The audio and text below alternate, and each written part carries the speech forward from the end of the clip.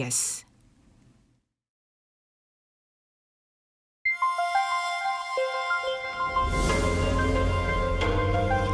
KBS 1라디오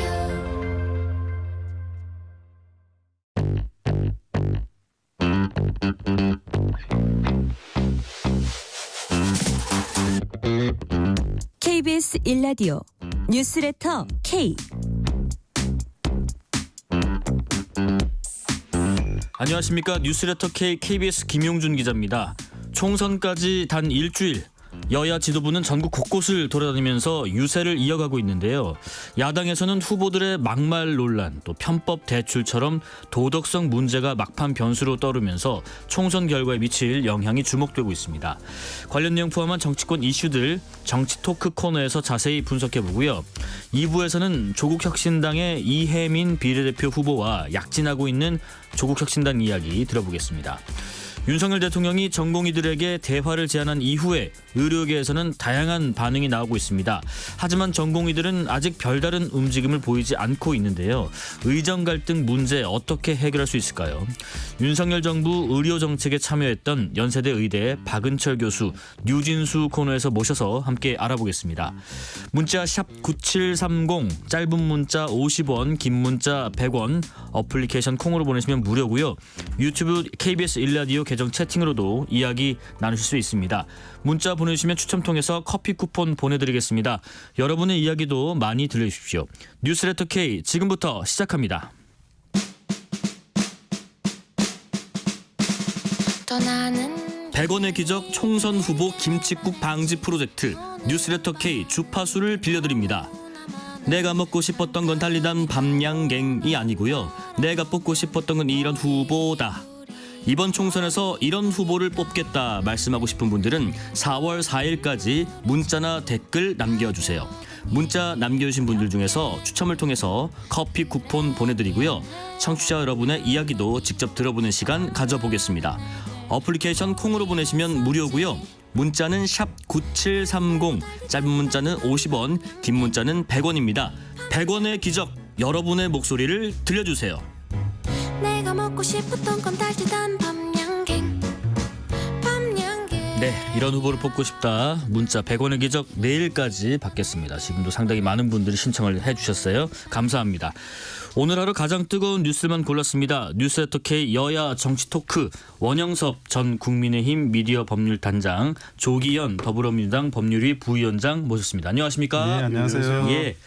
모레부터 사전투표가 이제 시작이 되고요. 선거까지는 일주일 남았습니다.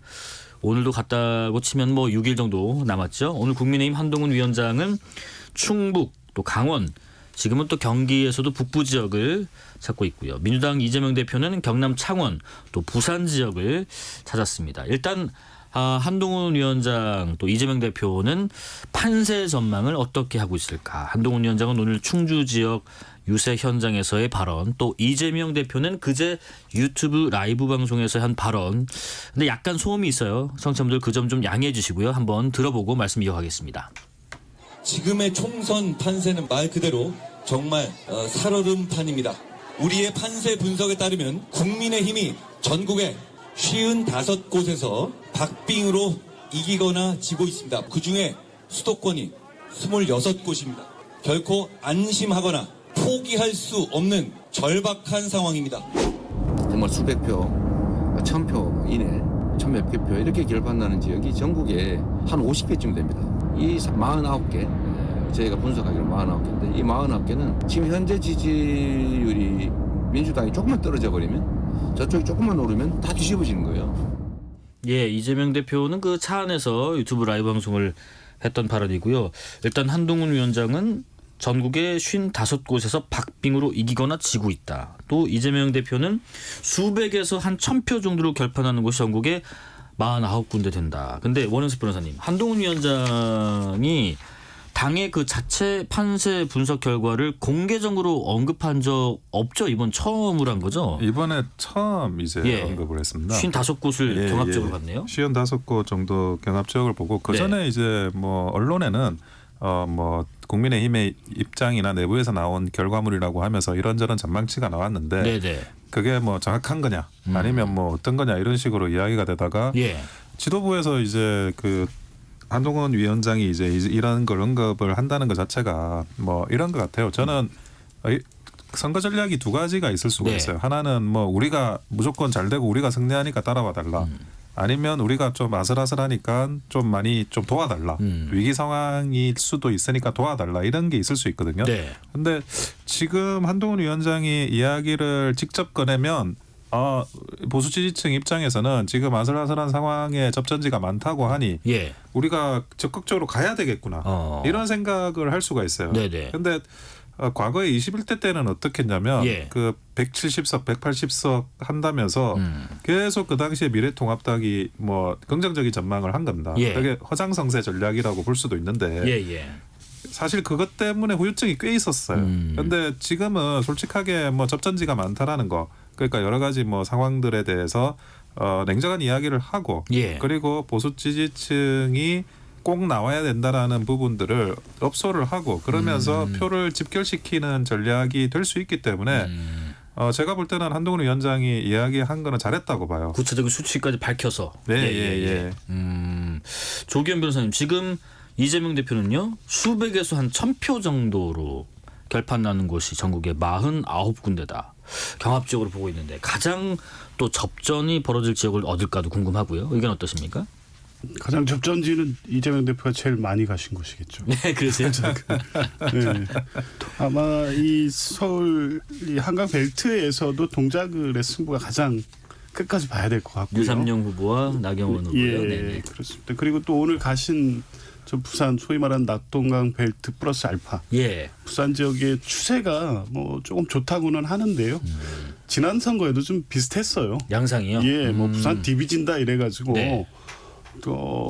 그 지난 그 전 20대 국회의원 선거에서 아마 6석이었을 거예요. 예. 부산에서 10석 이상 나온다 막 이런 분위기였거든요. 그런데 막판에 국민의힘 측 후보들이 뭐 절하고 읍소하고 이런 게 먹히면서 보수 결집이 강해지면서 네. 결국에 3석밖에 안 됐거든요. 아하. 그러니까 이제 여기 승부가 어떻게 될지는 사실 지금부터인 거죠. 지금부터요. 예, 그래서 지금 이후의 투표율, 예. 지지층의 결집도 및 지지하는 분들이 얼마나 나가느냐에 따라서 완전히 결과가 달라질 수 있거든요. 네네. 그래서 통상 이제 이 선거 중반을 넘어설 때 열세인 당은 과도하게 읍소를 하고 약간 승기를 잡았다고 하는 당은 약간 과도하게 엄살을 떨어서 누가 봐도 티가 나는데 이번은 그럴 상황은 아닌 것 같아요. 네네. 실제 얘기하는 50곳 내외에서는 실제 한 3,000표 내 이재명 대표는 그보다 더 박빙이라고 얘기하셨는데 그 예. 내에 승부가 갈릴 수 있고 그것은 지금부터 남은 기간 동안에 결과가 뒤바뀔 수도 있는 수치이기 때문에요. 실제 뭐 이 어떤 상황과 판세를 정확하게 얘기하고 있는 것으로 보입니다. 예. 원현석 변호사님, 근데요 지금 부산 지역 얘기 잠깐 해볼게요. 아까 말씀하셨지만 지금 여기 수영구에 출마한 무소속 장해찬 후보 그리고 국민의힘의 정현욱 후보.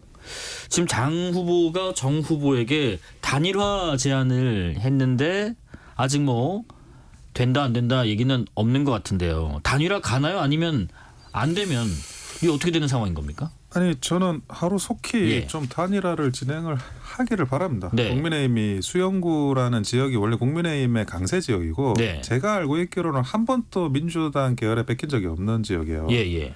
뭐 우리 보수 성향의 무소속 후보가 되긴 하더라도 그 정도로 이제 중요한 지역인데 예. 여기서 내부 분열이 발생해가지고 민주당한테 뺏긴다 그러면 상징적인 의미도 좀 크고 예. 한번 이렇게 뺏긴 지역은 그거를 다시 찾는데 훨씬 많은 수고가 듭니다. 예, 그러니까 그런 부분에도 굉장히 안타까운 부분이 있고요. 그런데 장해찬 후보는 뭐 경선에서 단일화 해보자 이야기하고 있는 거고 그 정영욱 후보는 그냥 사퇴해라 네. 일방적으로 그렇게 이야기를 하는 건데 거기서 중앙당이 어떤 정치력을 발휘해야 될 시점이에요. 여기서 뭐 경선으로 갈지 아니면 정현욱 후보를 설득해서 경선을 해서 단일화할지 예. 장해찬 후보를 설득해서 뭐 사퇴 형식으로 단일화를 할지 근데 각자 입장이 있거든요. 예. 무슨 말이냐면 정현욱 후보도 지금 부산 진구을에서 경선에서 떨어지고 수용구를 왔는데 여기서 단일화 경선에서 또 떨어지면 본인의 그런 정치적인 미래까지 굉장히 어려워지는 상황이 발생할 수가 있어요. 장해찬 후보는요? 장해찬 후보 같은 경우에는 뭐가 있냐면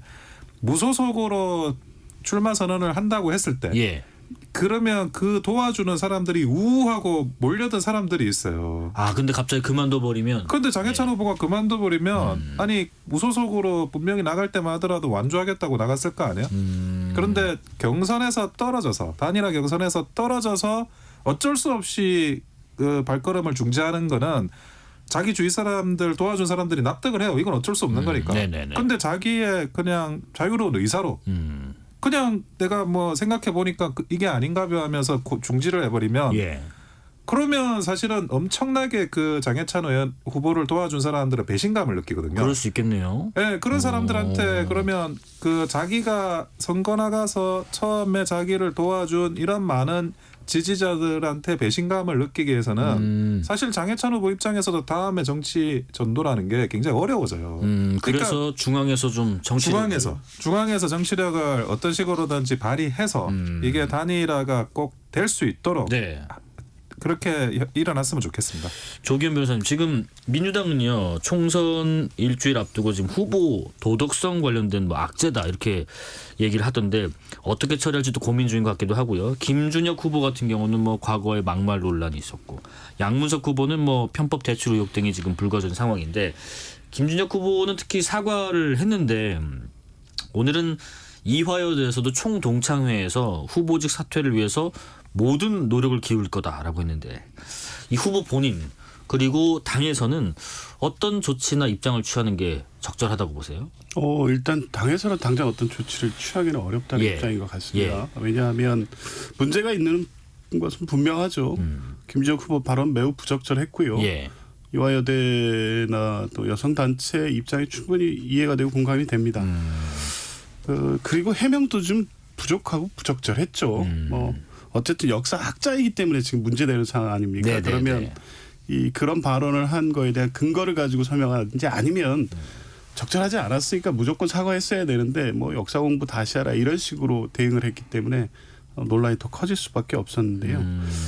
어쨌든 뭐 김준혁 후보는 발언의 적정성 문제이고 양문석 후보는 편법이냐 불법이냐의 문제가 있는데 이게 이제 공식 선거운동 기간 6일밖에 안 남은 상황에서 후보 자격, 공직 후보 자격을 박탈할 정도의 문제냐를 당이 지금 확정하기가 어렵다는 문제가 있습니다. 세종갑하고는 좀 상황이 다른가요? 그렇죠. 세종갑은 예. 공천 과정에서 후보가 당에 제출한 서류 자체가 허위였습니다. 예. 그러니까 이 명백하게 당을 기망해서 공천을 받으려고 했던 거고 그 상태로 선관위에 신고를 한 것 자체 선거법 위반 소지도 분명하게 이미 이제 공천 그 후보 등록 마지막 날 확인이 됐기 때문에 네. 이것을 당이 제명 조치를 통해서 할 수밖에 없는 상황이 있었고요. 그런데 지금 양문석 후보에 대해 여러 가지 논란이 확방되고 있고 불법일 수 있다는 뭐 언론 보도도 계속 나오고는 있는데 네네. 어쨌든 본인 주장 중에는 이게 소위 말하는 사기 대출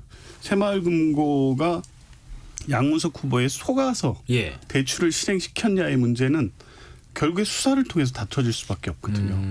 그러니까 지금 단계에서 어쨌든 예. 유권자의 선택권도 있고 당이 뭐 어떤 조치를 취한다는 것은 실질적으로 없기 때문에 본인이 사퇴한 방법밖에 없을 텐데 그럴 경우에는 이제 거기는 무투표 당선이 되겠죠. 네네네.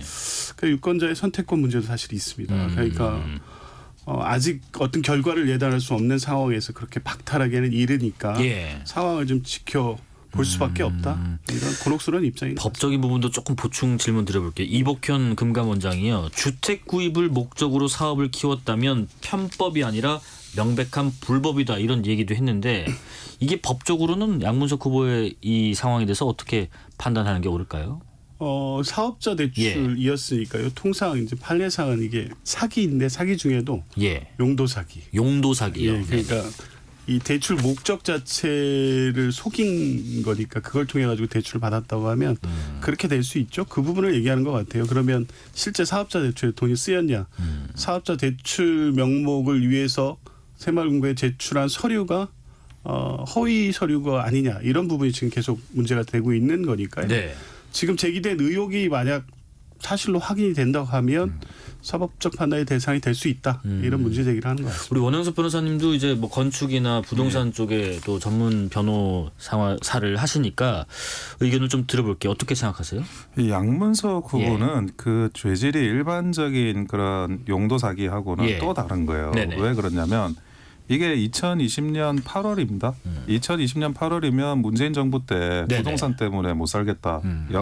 뭐 영끌, 뭐 벼락거지 이런 말이 유행할 때요. 네네. 대출도 전부 제한되고 있었어요. 그래서 양문석 후보는 그 상황에서 어떻게 했냐면 지인 대출을 받고 대부업체 대출을 받은 다음에 그 부동산을 구매하고 그리고 나서 지금 이제 말하는 사업자 대출 그 용도를 한 금융기관 대출을 나중에 받아가지고 지인 대출하고 대부업체 대출을 끈 거예요. 그걸 정리한 거예요. 그러니까 문재인 정부 때 그렇게 그 대출 규제하고 부동산이 올라가지고 국민들이 도탄에 빠질 때 이 양문석 후보는 그게 아니라 자기 혼자 어찌 보면 굉장히 좀 공직자를 생각하는 사람으로서는 상상하기 어려운 그런 방식으로 재산을 증식시킨 겁니다. 그 부분에 대해서 당연히 그 사실 확인이 되면 간단하게 사실 확인할 수 있는 건데 그거를 뭐 민주당에서 판단을 안 하겠다라는 건 부적절하고 그리고 민주당 쪽에 지금 여러 가지 지금 문제되는 후보들이 한두 명이 아니세요. 그러니까 예를 들어 뭐 동두천, 양주, 연천에 남병건 후보 같은 경우만 하더라도 본인이 그 본인이 있는 대학사나 예식장에서 그 동영상 뭐 신청하지도 않는 동영상을 촬영을 안 해줬다 그래가지고 뭐 식대 말고 다른 비용 안 준다든지 이런 갑질을 하고 그리고 김준혁 후보도 이분이 이야기한 이화여대생 뭐 이런 성상납 이런 것들이 입에 담을 수 있는 이야기입니까 솔직히 이 표현하기도 어려운 그런 이야기들을 하는데 여기에 대해서 민주당이 단순히 후보의 사죄가 아니라 후보 사퇴시키고 그리고 이재명 대표도 사죄해야 될 그런 사안이라고 보여집니다. 그러니까 한 가지만 말씀하시죠. 간단하게 조기현 변호사님. 그렇게 비판할 수 있죠. 그리고 뭐 양문석 후보 관련해서 부동산에 대해서 윤리적 비난 받을 수 있습니다. 국민들 분노하는 지점도 있고요. 그러니까 이게 이제 편법이냐 불법에 따라 결과가 달라지니까 이제 그거를 좀 보고 조사 결과도 보고 최종적으로 수사까지 봐야 되는 상황이다 이런 입장인 거고요. 그렇게 근데 후보에 관련된 부동산 관련된 문제든지 과거에 이 발언 막말 문제든지 이런 부분들 똑같이 제기되고 있는 부분 아닙니까? 국민의힘의 장진영 후보 어떻습니까? 재산 누락에 요새 또 이번에 부동산 관련 또 의혹이 계속 언론에 보도되고 있고요. 또 그러니까 대전 서갑의 조수현 후보의 과거 4.3 관련된 발언이라든가 이거 사죄하고 넘어가면 그럼 이 똑같이 비교선상에서 놓고 오면 아무 문제 없는 건가요? 그리고 최상병 사건 관련된 의혹의 당사자들 출국 금지돼서 공수처 수사받고 있는 이분들 다 멀쩡하게 공천돼 가지고 아무 문제 없는 것처럼 지금 후보하고 있어요. 그러니까 지금 공직 선거 운동이 진행되는 이 과정에서 제기되는 문제를 가지고 아직 확정되지 않은 사실로 후보 다 사퇴하면 그러면 이게 지금 그거 똑같이 문제 얘기될 수밖에 없다는 부분이 있고요. 그래서 책임질 부분이 있다면 본인이 사죄하고 소명하고 그 부족하면 결국에 유권자 판단을 받을 수밖에 없는 사안이다. 이렇게 말씀하셨습니다. 어쨌든 그 뭐 과거 발언 또 최근 발언 그리고 뭐 여러 가지 의혹에 대해서는 조금 더 따져볼 필요가 있다는 생각도 들고요. 이런 소식도 있었습니다. 지금 해외에 나가 있는 우리 국민들의 총선 투표가 지난달 27일 시작해서 그제 끝났는데 선관위에서 이번 재외선거 투표율이 역대 최고치인 62.8%를 기록했다라고 발표를 했는데 그래서 그만큼 선거에 관심이 높구나. 그러면 이것은 또 유불리를 따져봐야 되는가 이런 부분도 있었는데 이런 얘기도 있더라고요. 투표율이 높은 것에만 이제 주목해도 되는 걸까? 가령 이제 투표를 하겠다고 등록한 유권자 수는 그러니까 등록률은 상당히 낮았다는 보도도 있는데 그러면 등록률은 역대 최저에 가까운데 그분들 중에 투표한 사람은 역대급이라는 건가? 어떻게 해석해야 됩니까? 원영석 변호사님. 이거는 이제 이 투표율에 대해서 정무적인 어떤 시그널이 있기 때문에 정무적 시그널이요? 왜냐하면 그 투표율이 높으면 정권 심판론이나 야당이 유리하다고 보통 보이고 투표율이 낮으면 그러면 그 기존의 여당 쪽에 유리하다고 이런 이제 시그널이 나와요. 여의도에서는 보통 그렇게 해석을 합니다. 그런데 지금 그 62%인데 이 62%라는 게 그 전에 투표율은 한 40%대였어요. 예. 그런데 지금 62%가 나왔다고 하는데 그걸 가지고 역대 최고의 투표율이라고 이렇게 이야기를 하는 게 네. 그게 마치 정권 심판론이 뭐 역대 최고다 뭐 이런 식으로 지금 포장을 하려는 의도가 아닌가 저는 약간 의심을 하는 거예요. 근데 네. 이게 제외 그 국민 투표는 내가 투표하겠습니다 등록을 해야 그리고 나서 투표할 수 있어요. 네, 네. 등록을 그러면 투표 의사가 없는 사람은 등록을 안 하는 거예요. 근데 그 등록 수치가 최저였다는 거예요. 예. 등록 수치가 최저였다는 거는 퍼센테이지를 그 계산할 때 그 모수가 작은 거니까 이게 퍼센테이지는 올라갈 수밖에 없고 예, 예. 그것까지도 같이 포함해 가지고 언론에서 기사화돼야 된다라는 생각을 하는 거죠. 저는. 예. 조기현 변호사님 정무적 시그널 말씀을 하셨거든요. 조기현 변호사님 생각은 어떠세요? 최저 투표율이 아마 현격한 등록률이 낮은 게 네네. 과거 선거에 비해서 현격한 차이는 아닌 것 같아요. 그러니까 물리적으로 여러 가지 뭐 어려움이 그 투표 자체 어려움이 있어서 네네. 등록 자체가 계속 늘어나는 추세는 아니었던 것 같기는 한데요. 그래도 역시 투표율이 현격하게 상승한 것은 어쨌든 이번 총선을 바라보는 제2국민들의 어떤 관심과 예. 참여도 굉장히 높다고 봐야 되죠. 이유가 또 분명히 있을 것 같아요. 예, 예. 그러니까 아마 뭐 한두 군데 유튜브 언론을 통해 가지고 이제 뭐 사례도 제한됐지만 네. 취재한 내용들을 보면 이제 그런 분위기가 있다고 해요. 어쨌든 어떤, 이 예. 현 정부에 네. 대한 심판 여론이 제2국민들 높고 특히 그 제2국민 투표에 많이 참여하시는 연령대가 40, 50대가 많고 예, 예. 그분들은 현 정부의 어떤 외교 정책의 어떤 직접적인 어떤 문제 의식을 갖는 분들이 많아서 네네. 총선에 반드시 투표하겠다는 여론 자체가 강하게 형성이 돼 있었고 그게 네네. 결과로 나타난 측면도 있다. 이렇게 보는 시각도 있습니다. 예. 이 얘기를 먼저 하고 의료 관련된 현안 얘기 짚어볼게요. 오늘 제주 4.3 사건 76주기였고요. 총선 일주일 앞둔 시기에 여야가 늘 서로 비난만 하다가 오늘은 한자리에 모여서 희생자들의 넋을 기렸는데 한동훈 위원장은 그런데 뭐 충북, 강원, 경기 등 지역 유세 일정으로 추념사에는 불참했고 대신 송구하게 생각한다. 유가족들의 아픔을 진심으로 헤아리겠다 했고요. 물론 윤재욱 뭐 공동 선대위원장이나 뭐 인요한 국민미래 선대위원장 참석하긴 했지만은 한동훈 위원장 못 오실 만큼 유세 일정이 좀 빡빡했나요? 그리고 예. 유세 일정도 빡빡하긴 한데 예. 멀어요. 그러니까 멀고요. 네. 강원 쪽에 이제 유세 일정이 잡혀가지고 그거를 제주도까지 이제 가는데 네. 여러 가지 뭐 좀 일정이 빡빡하지 않았나 하는 뭐 생각이 지난해도 당 대표는 안 오지 않았냐 뭐 이런 얘기도 하잖아요. 근데 그럼에도 불구하고 예. 뭐 저는 이미 뭐 송구하다는 이야기를 했고 네. 그리고 지원 유세 해야 되고 뭐 대통령께서도 지금 뭐 의료 정원 문제 때문에 오늘 내일 뭐 전공이 만나느냐 아니느냐 이런 문제까지 있어가지고 예. 부득이하게 불참하신 걸로 보이고요. 그런데 이재명 대표 같은 경우에는 또 이런저런 이야기를 하시는데 예. 저는 그렇습니다. 이재명 대표 서해 수원날에 불참하셨어요. 그때 충남 당진에서 그 서해 수원날에 있는 그 평택 근처인 충남 당진에서 지원 유세하고 가까이 있었는데도 불참을 했고 네. 그리고 거기서 이제 그 중국에 셰셰해야 된다는 셰셰 발언 그거 나왔고 예. 근데 이런 상황에서 뭐 4.3 사건에 대해서 이렇게 그 정치적으로 이용하고 선거에 이용하는 발언을 하는 건 부적절하고요. 그리고 네.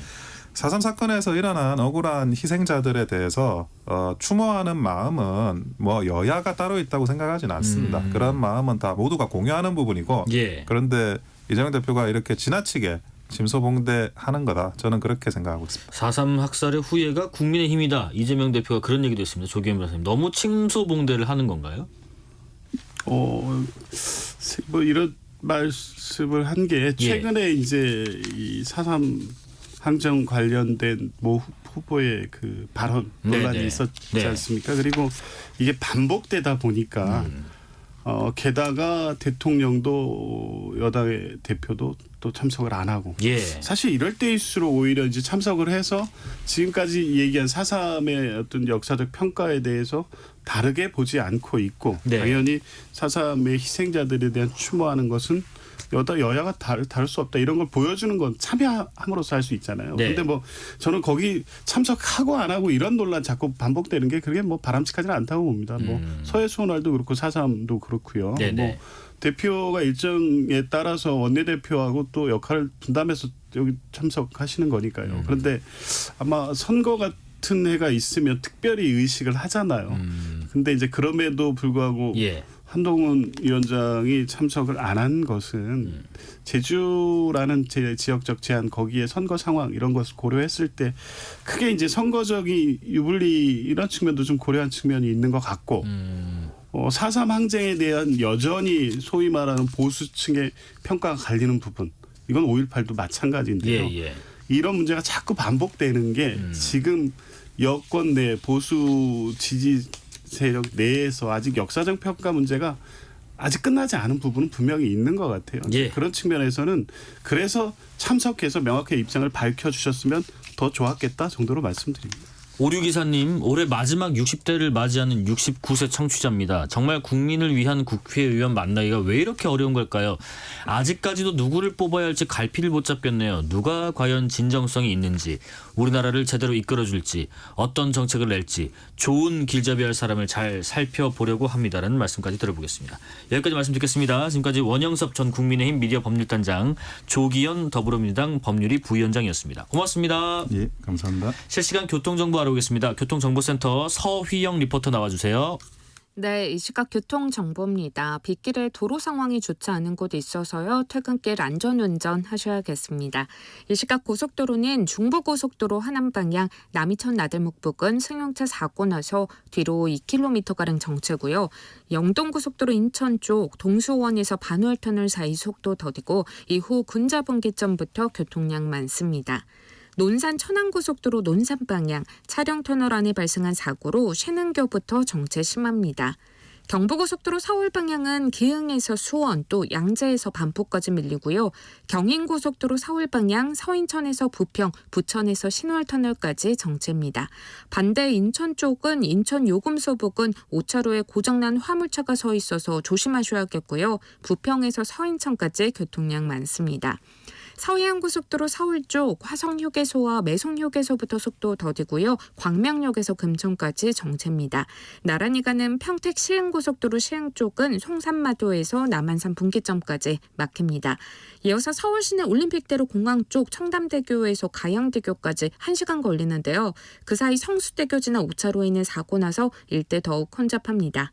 KBS 교통정보센터였습니다. 퇴근길, 당신과 함께 읽는 세상 이야기. KBS 1라디오 뉴스레터 K.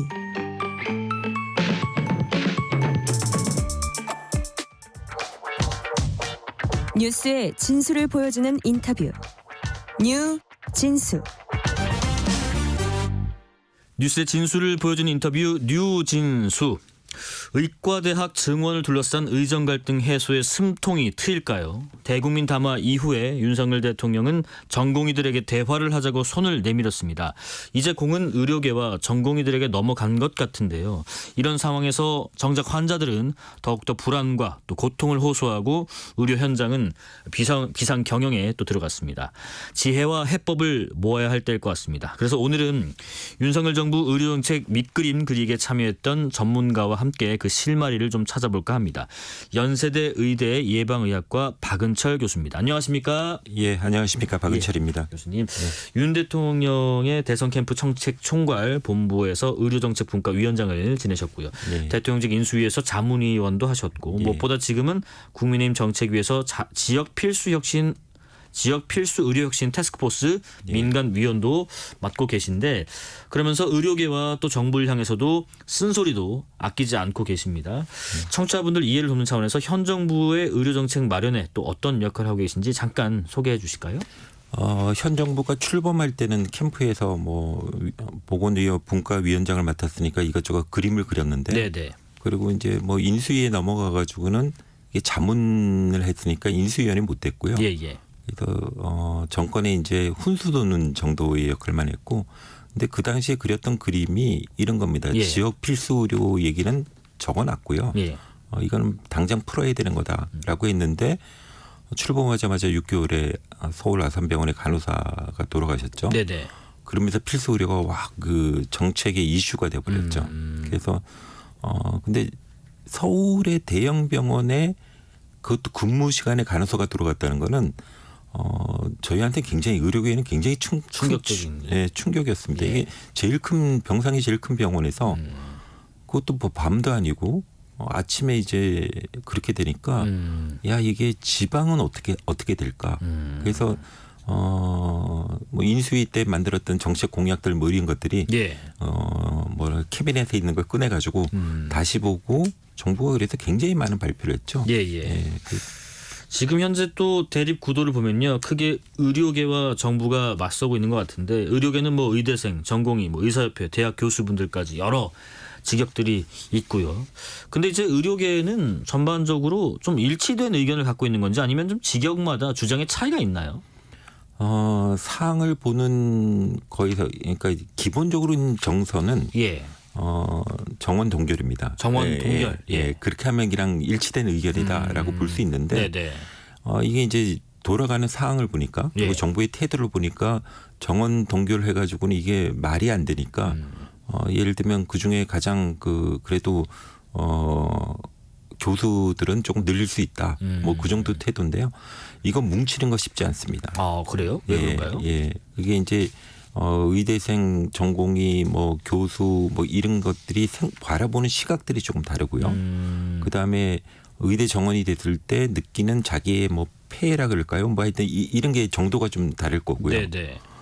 그 다음에 의대 교수 같은 경우에는 본인한테 직접적인 영향이라기보다는 내 제자들이 없어졌다, 나갔다라는 거에 동조 심리도 굉장히 같이 작용하고 있거든요.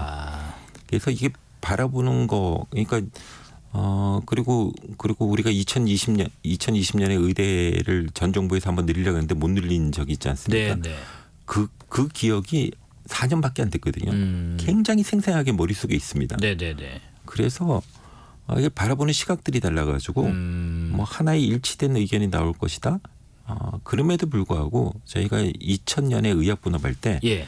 10인위원회가 있었습니다. 의료계 10인위원회. 예. 그때 의협, 병협, 뭐 의대 교수들, 학생들, 전공의들 모여가지고 2명씩 해서 10명을 만들었거든요. 네네. 거기서 최종 타결이 됐었습니다. 10인위에서요. 예. 예. 그래서 의료계는 아마 그렇게 복수의 위원과 하여튼 대화하는 곳을 만들어줘야 아마 네네. 진행이 될 것이다라고 보여집니다. 단일한, 물론 동결이라는 큰 대전제는 있지만은 그것은 더 이상 진전이 없어 보이기 때문에 예. 그렇다고 또 입장이 또 일치할 수는 없고 예. 그러다 보니까 10인위처럼 어떤 예. 대화의 어떤 협의체가 하나 네. 구성되면 참 바람직하겠다는 말씀이신 것 같고요. 의대 증원을 추진하는 그 주체는 지금 대통령실, 또 복지부, 그리고 여당인 국민의힘이 있는데, 정부는 한 목소리라고 해도 당정 간에는 견해가 약간 다른 부분도 있는 것 같기도 한데 어떻게 느끼고 계세요, 교수님은요? 이게 뭐 다음 주 딱 일주일 남았죠. 그렇죠. 선거를 앞두고 그다음에 뭐 저야 뭐 정치에 발을 들여놓지는 않지만 관심은 있지만 네네. 보면은 그런 거죠. 다 시소 게임을 하고 있는데 아주 팽팽한 데는 진짜 몇 표 차이로 당락이 결정되니까 예. 당은 바라보는 시각이 훨씬 달라지죠. 훨씬. 근데 정부는 그거보다는 멀리 보려고 하지 않겠습니까? 네네. 일단 뭐 당은 다음 주를 바라보고 저 다음 주도 아니죠. 사전 선거하면 이틀 남았죠. 네네네. 뭐 그래서 바라보는 포인트가 다릅니다. 하나는 단기적이고 네. 눈앞이고 하나는 그래도 5년 10년을 바라보고 그래서 의견이 일치되지 않는데요. 그래도 이번 주 월요일 날 대통령이 발표한 거는 제가 바라보기엔 당의 의견을 수용한 거다라고 보여주는데 그게 너무 길었어요. 50몇 분을 하다 보니까 네네네. 앞에서 막 집중하다가 뒤에 한 3, 40분 지나가는 순간에 이게 저 뭡니까 그 집중력이 떨어져가지고 네네네. 원래 하시고 싶었던 핵심 포인트가 얘기, 좀 흐려졌네요. 예. 그래서 초반전에 나온 게 이게 뭐 대화하자였는데 메인 주제는 대화하자였는데 듣기에는 대화하자가 아닌가 보다라고 느껴질 만큼 앞에가 조금 길었던 것 같습니다. 약간 헷갈릴 수 있었다는 말씀인 것 같고요. 과거의 그 의정 갈등을 보면은 의학 분업 때 말씀하셨던 것처럼 의대 정원 감축이 이루어졌었고 또 지난 정권에서 증언을 꺼내 들었습니다마는 실패를 했고요. 지금의 극한 대립을 초래하는데 영향을 끼친 중요 국면들도 있었던 것 같습니다.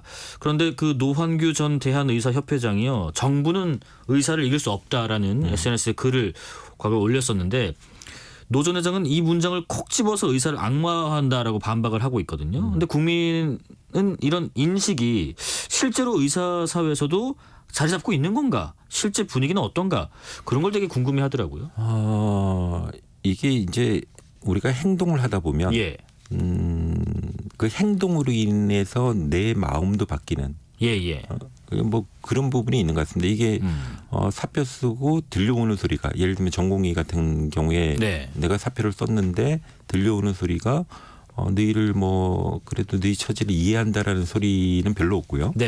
대부분 이게 국민의 생명, 환자의 생명을 버리고 나간 거 아니냐 하면서 안 그래도 본인들을 그걸 느꼈을 텐데 여론도 그런 식으로 몰아붙였죠. 그러면서 우리가 나쁜 놈들인가 말하는 생각을 하게 됐을 거고 거기에 몇 가지 이제 얘기는 자기네들이 듣지 않아도 될 얘기를 들었을 겁니다. 그래서 뭐 이런 악마와 뭐 이런 단어가 꼭 적절치는 않다고 보여지는데 뭐 과격하다고 보여지는 데는 있고요. 노환규 전 회장이 정부는 의사를 이길 수 없다라는 이 구절을 썼는데 저는 이게 동의가 안 됩니다. 노환규 전 회장도 저를 잘 알죠. 잘 아는 사이인데 이게 2020년의 경험 때문에 그렇습니다. 2020년에 하려고 그랬는데 못했던 거. 전 정부가 이제 뭐 어떻게 보면 항복한 거죠. 그래서 의료계 입장에서는 우리가 뭐 완전히 이겼다, 완승했다라고 생각하는데 근데 이게 왜 그때 그렇게 됐는가를 약간만 분석해 보면 이게 착각이라는 생각을 빨리 해야 됩니다. 의료계가 지금 빨리 해야 된다고 저는 생각합니다. 그중에 그때가 코로나 시기였고요. 그다음에 4,000명, 1년에 400명, 뭐 10년에서 4,000명 늘리기로 했는데 지금 숫자로 보면 별거 아니죠. 근데도 뭐가 있었냐면 공공의대를 만들고 공공의대의 시민단체 추천으로 학생을 뽑고 뭐 이런 단어가 있었거든요. 이게 굉장히 많은 사람들이 공정의 이슈를 건드려 버렸습니다. 우리나라가 그래도 가장 공정한 것 중에 하나가 대학 입시인데 그 이슈를 건드리는 바람에 의료계뿐만 아니라 일반 국민들도 저건 문제가 있다라고 동조해 줬거든요. 그래서 제가 볼 땐 코로나 시기 뭐 더 끌면 안 될 것 같아서, 그리고 의사들이 불쌍하지 않았습니까? 그 방호복 뭐 입고 뭐 들어가서 그런 거 보여주고 그랬었죠. 그런 것 때문에 정부가 포기했는데 지금 코로나 끝났죠. 대통령은 화물연대를 그죠 굴복시켰죠. 그런 경험이 있습니다. 이게 대통령도 이게 승리의 경험이 있거든요. 그거를 여기다 적용시키면 우리도 이길 것이다. 그러니까 양쪽이 다 제가 볼 때는 약간은 그 과거의 승리에 도취돼서 현 상황을 잘 파악하지 못하고 있다라는 생각합니다. 지금 화물연대를 뭐 굴복시켰다기보다는 법과 원칙에 따라서 뭐 진행을 했던 거라고 좀 이해가 됩니다. 9987님께서 2000년 의학 분업할 때 아들이 맹장염에 걸렸었는데요. 병원 응급실 3군데 찾아다니다가 겨우겨우 수술했습니다. 지금 생각해도 눈앞이 깜깜해요라는 문자 주고 계시고요. 계속해서 의견 보내주십시오. 약간 헷갈리는 부분이 아까 잠깐 언급했지만은 윤 대통령께서 담화하셨을 때 정부가 판단한 증원 규모는 적정하다라고 했지만은 의료계가 더 나은 안을 내놓는다면 협의할 수도 있다라고 했고요. 대통령실도 또 숫자에 매몰리지 말라고 부연하기도 했는데, 이게 2,000명 증원 논리 근거는 탄탄한데 이걸 혹시 꺾을 수 있으면 가져와 봐라, 뭐 이런 건가요? 어떻게 해석하면 될까요? 그런 것 같습니다. 그러니까 그게 50여 분 동안 장황해진 이유가 그 근거들을 다 제시하시는 바람에 이게 했는데 지금 보면 분명한 거는, 그러니까 그 2035년 뭐 좀 길게 보면 2040년까지 의사가 10,000명 모자란다라는 뒷받침된 근거들은 굉장히 많습니다. 뭐 대표적으로 3개를 썼지만 그 외에도 몇 개 더 있습니다. 근데 그럼 10,000명이 모자라니까 지금 들리면 2040년에는 뭐 예를 들면 2,000명 곱하기 5에서 10,000명을 늘리고 나면 대충 그때 보면 공급 수요가 맞게 됩니다. 그게 숫자적으로 맞는데 저는 여기 이제 고려해야 되는 2가지를 고려를 덜 했다라고 보는 겁니다. 뭔가요? 2,000명을 늘리려면 의대 교육이 될까? 그러니까 충북의대가 제일 많이 늘었죠. 네네. 49명이 200명 됐으니까 4.1배 늘었는데 그거 아무리 봐도 저는 교육이 안 될 것 같거든요. 아, 그래요? 이게 이제 인문대면 혹시 모르겠습니다. 네네. 사회과학대도 잘 모르겠고요. 공대도 아마 안 될 거고요. 네네. 의대는 더욱도 안 됩니다. 그렇게 뭐 고무줄이 늘어나다가 늘어난 한계를 탈성하려면 끊어지지 않습니까? 네. 제가 볼 때는 이거는 얘기가 안 된다라는 생각이 들고요. 그게 네. 의대 교육이 될 거냐가 첫 번째고 두 번째는 이게 2040년 지금 의사를 한 명도 증원 안 해도 2045년 50년 되면 이게 수요가 많습니다. 예. 노령 인구가 우리가 지금 급속히 증가되고 있는데 네. 이게 2045년 40년 되면 꺾이기 시작하거든요. 예. 노인들도 줍니다. 그러면 의료 수요가 줄거든요. 네, 그럼 네. 의사가 남기 시작합니다. 네. 그래서 조금 더 추계를 더 해보면 2070년 가면은 그때 한 30만 명 의사가 있는데 10만 명이 남는 걸 나옵니다. 예. 그러면 지금은 늘릴 때입니다. 저도 늘리자에 계속 주장하고 있고요. 늘려야 된다라고 보는데 줄여야 될 때가 한 30년 후에 온다는 겁니다. 네네. 그럼 지금 49명을 200명으로 늘렸다가 원상복귀하려고 하면 200명을 49명 해야 되거든요. 그런데 늘리긴 쉬워도 줄이는 게 더 어려울 것 같기도 하고요. 줄이는 거에 문제가 꽤 있죠. 그것도 예. 그 기존에 투자해 놓은 것도 있고요. 그래서 이게 두 가지를 동시에 고민하면 숫자로 보면 2,000명이 맞는데 네. 뒤에 우리가 고려해야 되는 거 의대 교육 그다음에 한 30년 후에는 의사가 남는다. 남는 것들. 예, 이런 걸 생각하면 지금 약간 뭐랄까 정교하게 아니면 무슨 판단이 추가적인 판단이 필요하다. 네. 이게 제 생각입니다. 1248님 의료개혁권 의료계는 정부가 대화 없이 추진하겠다고 하고 정부는 꾸준히 논의를 해왔다고 하고 교수님 보시기엔 정부와 의료계 간 이번 증원 문제를 두고 대화가 충분히 이루어졌다고 보시나요 하시는데 안 그래도 의대 교수단체가 대통령에게 전공의와 대화해달라고 했고 대통령도 화답을 했어요. 근데 이제 전공의는 이번 갈등의 어떻게 보면 핵심 축 중에 하나인데 현장을 갑작스레 떠났고 전공의협회 대표는 잘 안 보이고요. 지금 특별한 답도 없는 것 같고 이게 그 백지화가 아니면 대화의 의미가 없다 뭐 이런 분위기도 있는 것 같은데 이런 움직임들이 어떤 새로운 세대의 특징일까요? 아니면 어떤 기성세대에 대한 뭐 불신과 불만 때문일까요? 지금 질문 주신 부분을 보면 네. 대화는 굉장히 많이 했습니다. 네. 대화는 굉장히 많이 했다. 예. 그 대통령도 발표하셨지만 50여 차례 했다. 예. 근데 정원 숫자 2,000명에 대해서는 2월 6일이 첫 번이었습니다. 예. 그러니까 정부 입장에서 보면 대화를 50여 차례를 하지 않았냐.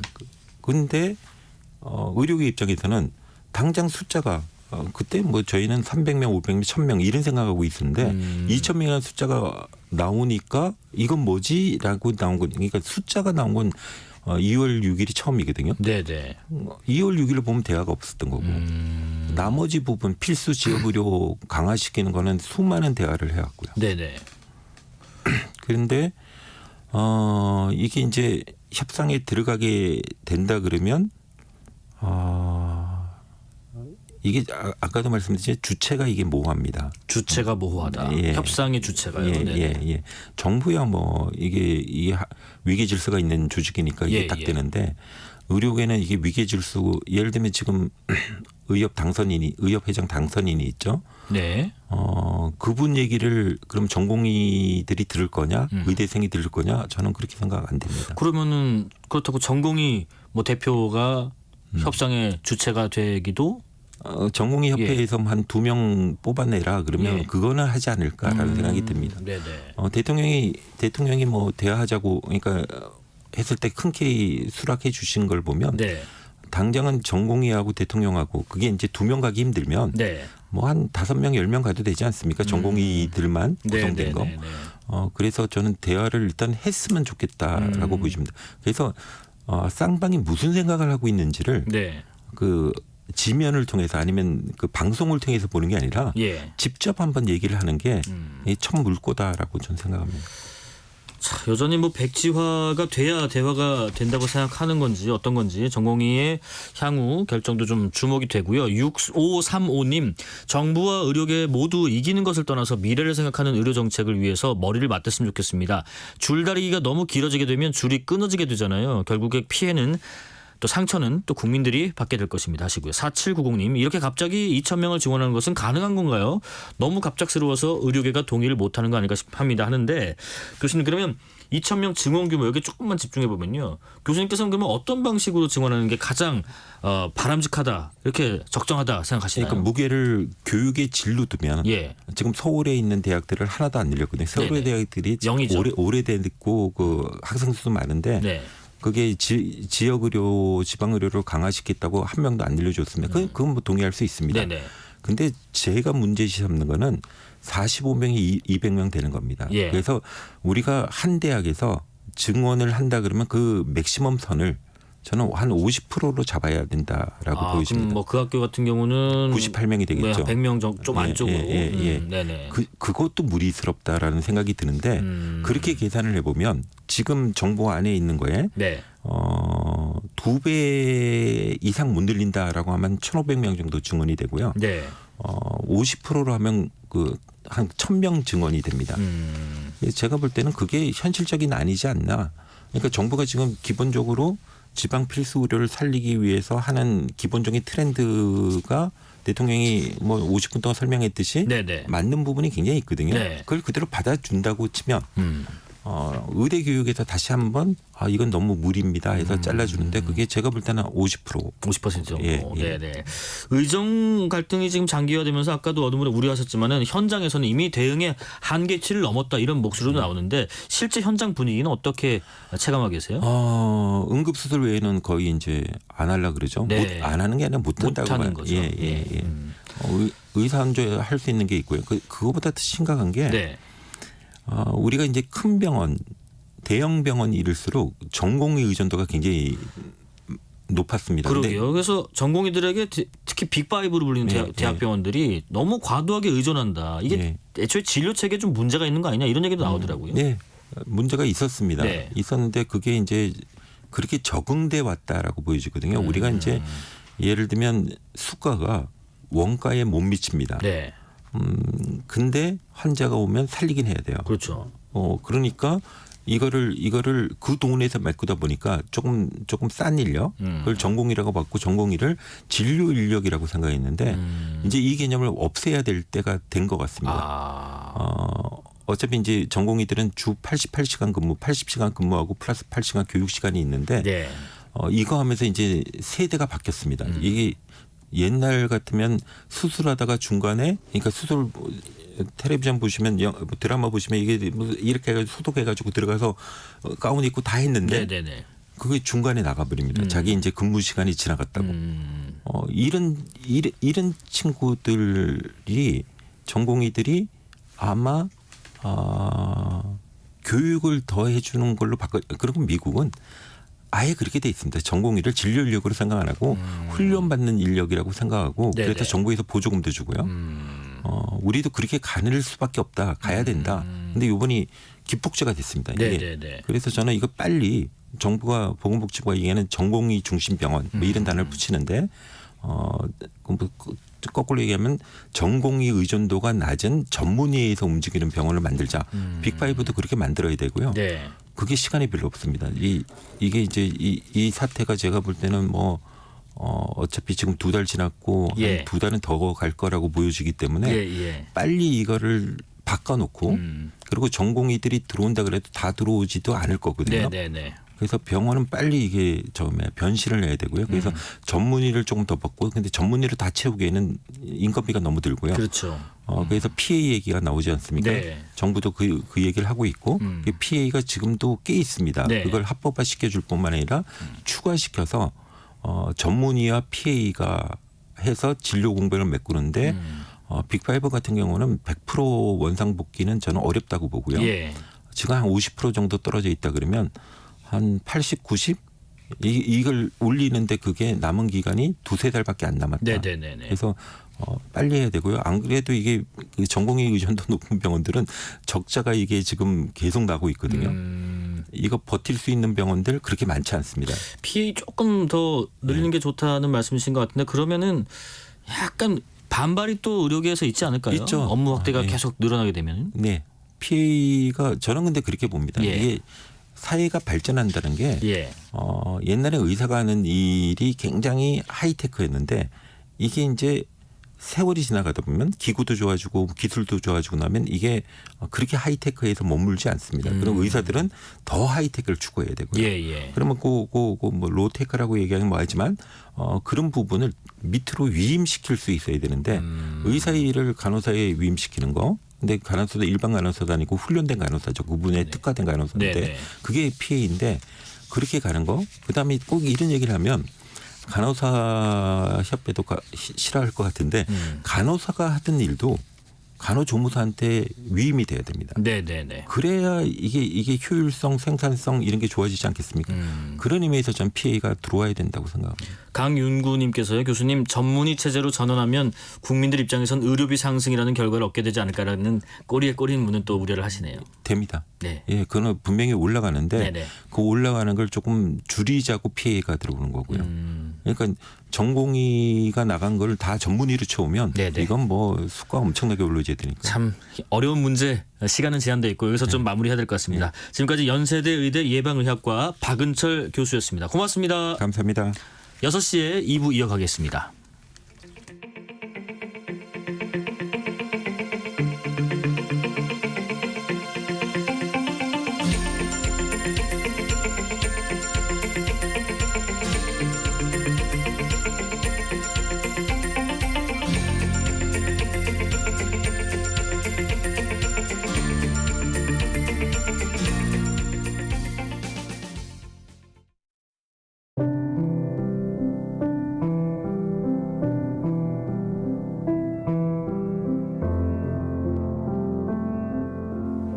KBS 라디오 연중기획 희망충전 대한민국 580번째 이야기. 안녕하세요. 아나운서 유지원입니다. 지용이는 어릴 적부터 집안의 실질적인 가장이자 보호자였습니다. 지적장애 3급의 엄마와 지적장애 2급의 형을 돌보며 살아온 지용이. 일주일에 3번 엄마의 신장투석까지 더해지며 지용이의 일상은 더 힘겨워졌는데요. 24시간 아픈 엄마 곁에서 대소변을 받아내고 목욕과 식사까지 몸이 10개라도 모자란 생활. 19살이 된 지금까지 아픈 가족을 돌보느라 자신의 꿈은 잊은 지 오래입니다. 먼 앞날보다 당장의 병원비가 더 간절하다는 지용이. 지용이가 어깨에 짐을 덜고 좀 더 나은 미래를 그릴 수 있도록 여러분의 격려와 마음을 보내주세요.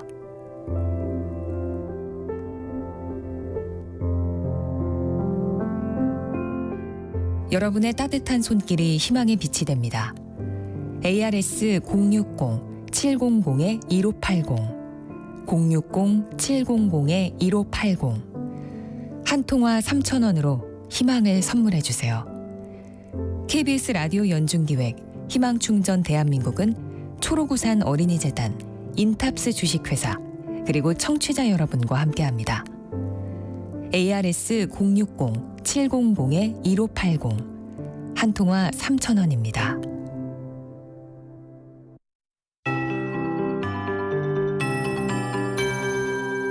KBS 58분 날씨. 오늘 오후 늦게까지 충청권 남부에는 비가 조금 더 내릴 수 있겠습니다. 또 호남권과 경상 제주에는 밤까지 비가 더 이어질 텐데요. 충남과 남부 내륙에 또 5에서 20mm의 비가 더 이어질 걸로 보입니다. 남부지방은 오늘 내린 비로 인해서 지면이 습한 상태에서 밤사이 기온이 떨어져 짙은 안개 끼는 곳이 있겠고요. 강원 산지에는 내일 오전까지 동풍에 의해서 짙은 안개가 끼겠습니다. 일부 지역은 이슬비 내리는 곳도 있으니까 주의하셔야겠습니다. 있습니다. 그 밖의 지방도 곳곳에 안개가 형성되겠습니다. 당분간 아침 기온은 평년과 비슷하거나 조금 높을 수 있겠습니다. 내일은 서울의 아침 최저 기온이 10도, 오늘보다는 내려가지만 그래도 평년보다 훨씬 더 높은 기온입니다. 전국적으로 5도에서 13도 분포가 되겠고요. 내일도 서울을 비롯한 대부분 지방 구름량이 많거나 주로 남부지방은 흐린 날씨를 보이겠습니다. 낮 기온은 서울 20도 등 전국적으로 12도에서 21도 분포를 예상하고 있습니다. 대부분 해상 내일까지 물결이 높겠습니다. 오늘 밤부터 잠잠해지는 해역이 조금씩 생기긴 하겠습니다만 내일까지 파도가 최대 4m로 높겠고 대부분 해상으로 안개도 짙으니까 각별한 주의가 필요하겠습니다. 지금 서울의 기온은 18도, 습도는 49%입니다. 강혜종입니다.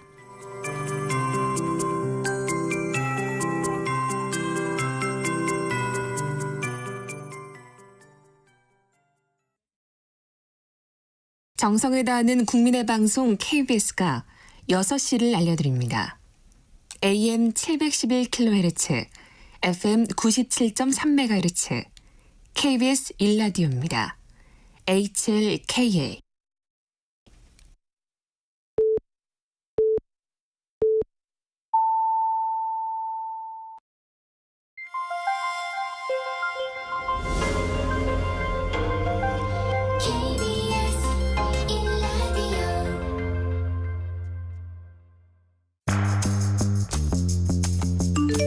여러분은 지금 퇴근길 시사편지 한 장, KBS 1라디오 뉴스레터 K를 듣고 계십니다.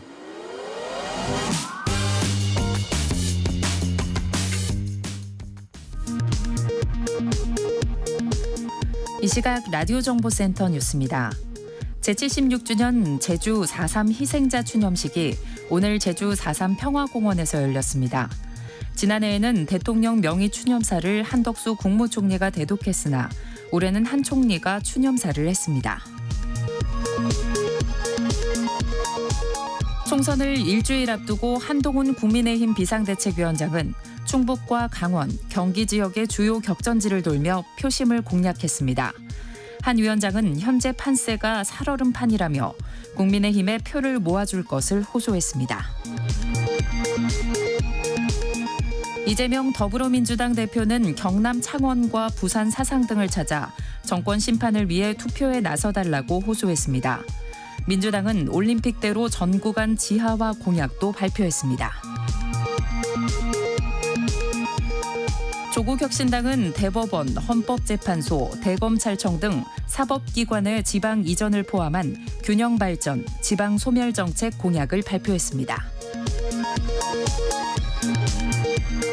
김백 YTN 신임 사장은 YTN이 묻지마식 불공정 편파 보도로 국민 신뢰를 잃어버린 점에 깊은 유감을 표하며 정중하게 사과한다고 밝혔습니다. 지금까지 라디오 정보센터 뉴스 편유희였습니다.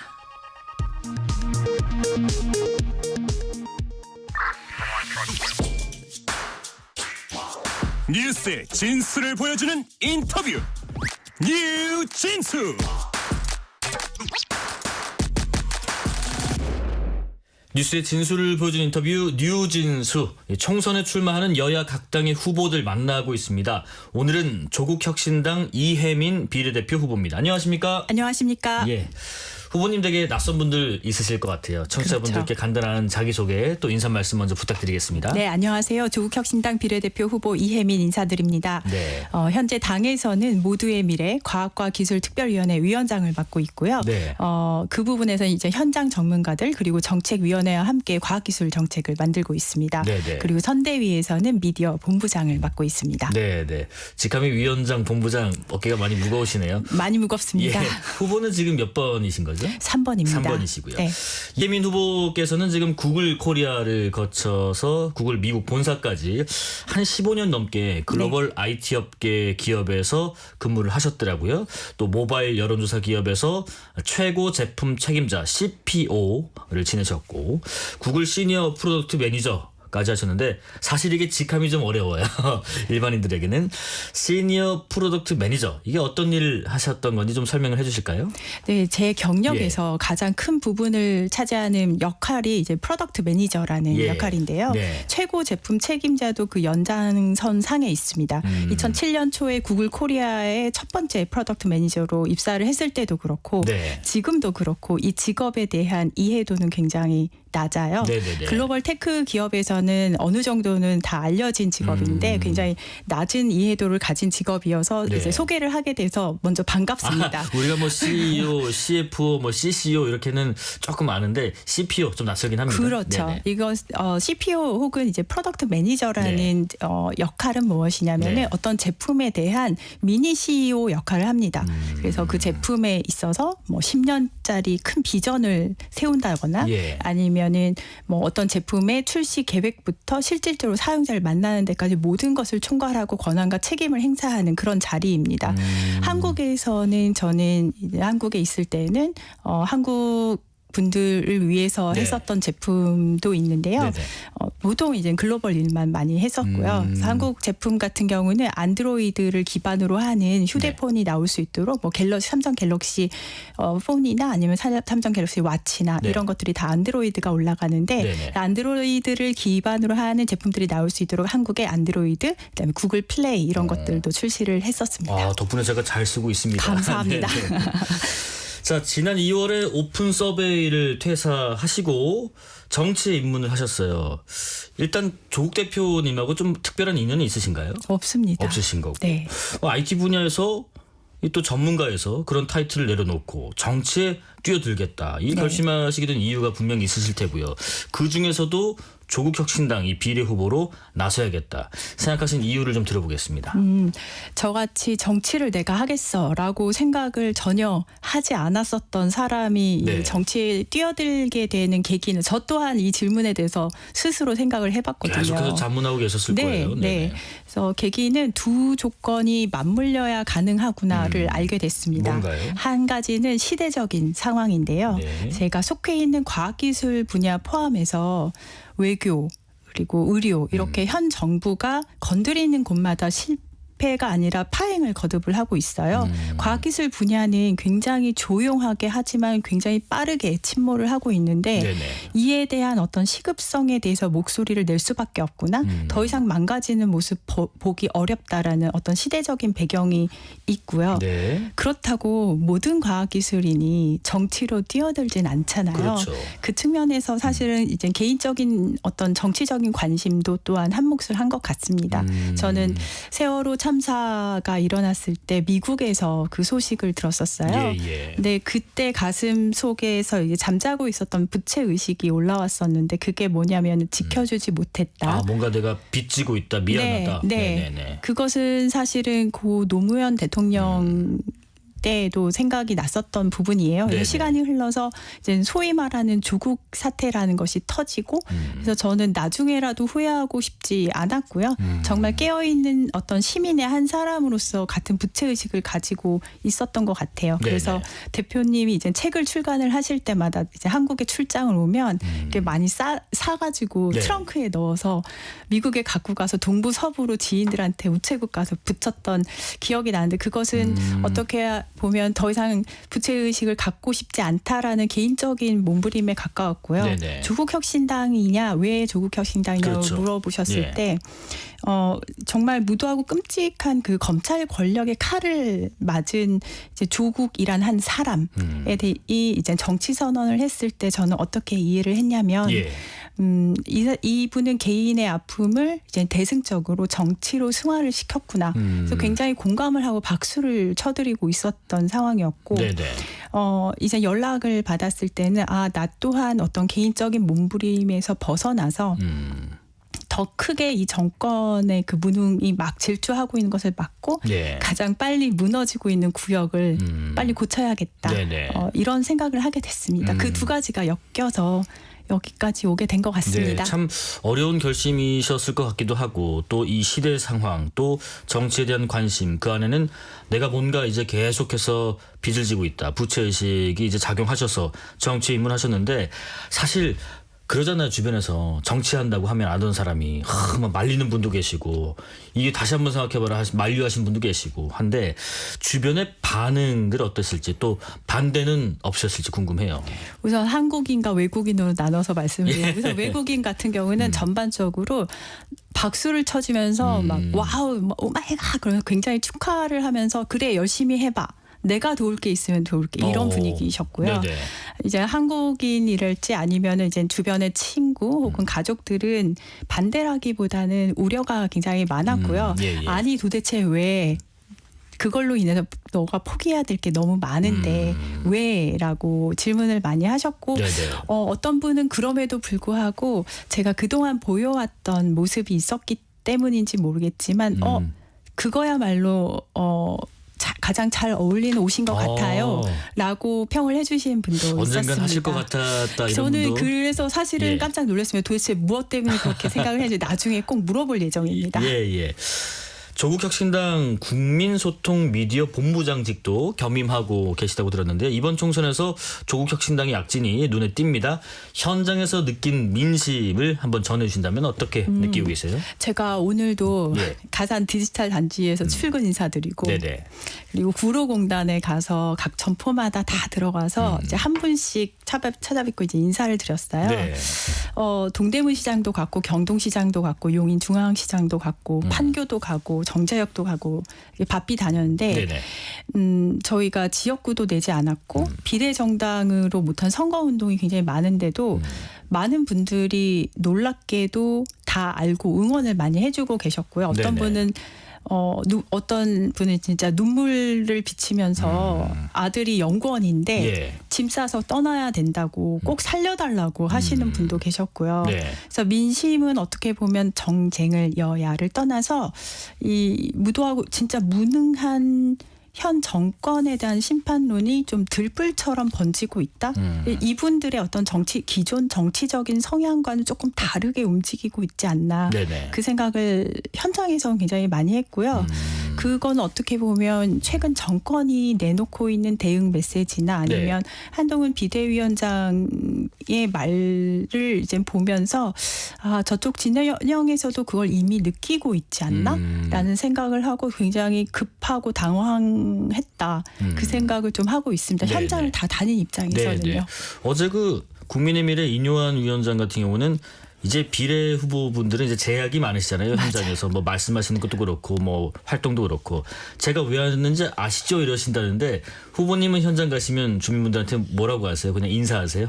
저는 안녕하세요. 비례는 9번 조국혁신당입니다. 감사합니다. 그런 식으로 이렇게 인사합니다. 왜냐하면 말씀 이미 알고 계시듯이 유세차도 못 쓰고 연설도 못 하고 마이크도 못 쓰고 뭐 율동 로고송 다 안 되고 벽에 벽보도 못 붙이고 이런 상황이라서 제가 가진 거는 제 생 목소리하고 지금 운동화 신고 하는데 제 발밖에 없는 것 같아요.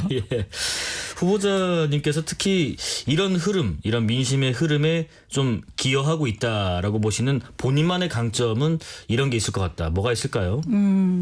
어떻게 보면 아무래도 정치에 어느 정도는 좀 무관심한 편이 많았던 과학기술계는 분명히 움직이고 계신다는 것은 느껴지고요. 그리고 제가 한국에 조직력도 전혀 없고 인지도도 전혀 없었잖아요. 저는 창당식 하던 날 새벽에 도착했거든요. 그러셨구나. 편도 비행기 끊고.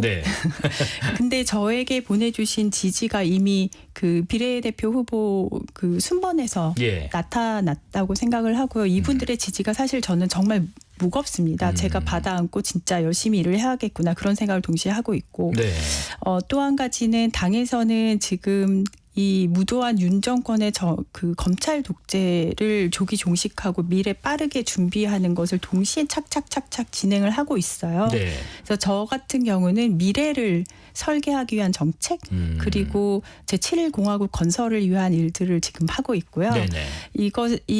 왜 그런 일들을 다 같이 하고 있냐면은 우리 정당이 일시적인 정권 심판에 그치지 않고 굳건하게 그 제3당으로서의 자리 만들어 가겠다라는 의지이기도 합니다. 사실 저희가 지금 창당한 지 한 달이 채 안 된 잠깐만요. 오늘이 4월 3일이니까 이제는 한 달이 됐네요. 네. 와. 정당사의 새 역사를 써가고 있고 새로 써가고 있고 제가 여기에 기여하는 바는 분명히 있다고 생각을 합니다. 그렇죠. 말씀하신 것처럼 조국 혁신이라는 그 당명에도 있을 테고 또 어떤 한 정권에 대한 심판만을 목표로 한다는 것이 영속성이 있는가 하는 의문을 갖는 분들도 많기 때문에 그런 면에서 미래를 담당하고 계신다고 말씀이신 것 같고요. 네. 여당에서 지금 이른바 이재명 조국 심판론 해서 뭐 2조 심판론을 좀 내세워서 표심을 공략하고 있는데 여기에 대해서는 어떻게 평가하세요? 윤석열 심판이라는 어떤 국민적인 그 큰 열망을 가리기 위한 굉장히 기만적인 프레임이라고 생각을 하고요. 네. 이유가 있어요. 그 이 대표, 조 대표 두 분은 국정 책임자가 아닙니다. 네네.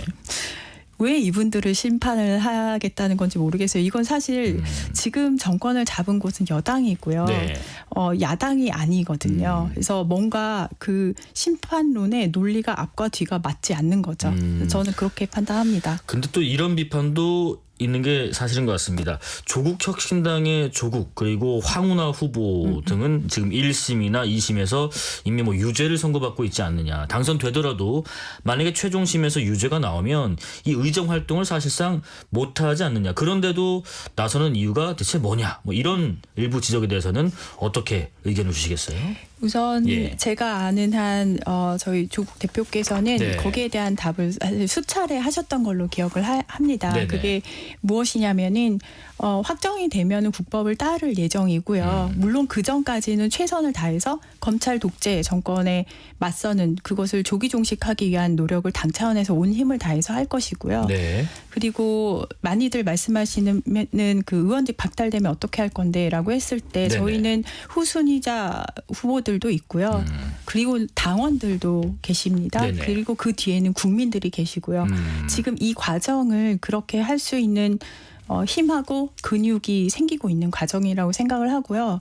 저희는 우리가 그 가야 할 길에 대한 목표가 확실히 있고 방법이 명확하다면 그 과정에서의 어떤 여러 가지 일들은 버틸 수 있다라고 생각을 합니다. 네네. 뭐 후보님은 특히나 이 전문성이 있으시기 때문에 정책이나 뭐 현안 얘기를 좀 더 이어가 볼게요. 네.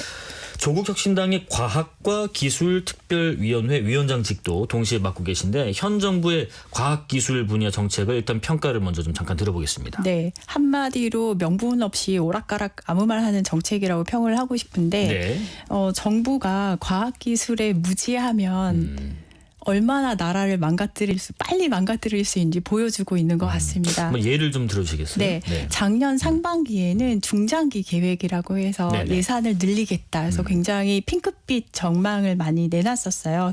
어떤 계획도 내놨었고 하반기에는 아시다시피 예산을 깎았습니다. 이유가 없었고요. 설명도 없었고요. 한 가지 도는 말은 뭐 카르텔이다 이런 얘기가 있었죠. 근데 문제가 되니까 올해 이제 들어와서 문제가 되니까 내년에 다시 늘린다고 오늘 또 발표를 하셨던데요. R&D 예산을 역대 최대 규모로 편성을 하겠다라고 말씀을 하셨는데 이 과정에서 사실은 설명은 전혀 없습니다. 이게 굉장히 큰 문제인데 과학기술계의 카르텔을 없애자고 했었다는데 내년에 늘릴 거면 카르텔은 척결했는지 궁금하고 실질적인 카르텔은 어떻게 보면 예산을 집행하는 부분 또 기재부랑 연관이 있는데 그럼 기재부는 압수수색 하셨는지도 묻고 싶고 오늘 말씀하셨듯이 역대 최대 규모 편성 말씀을 하셨었는데 우선 저는 이제 조속히 정상화하겠다.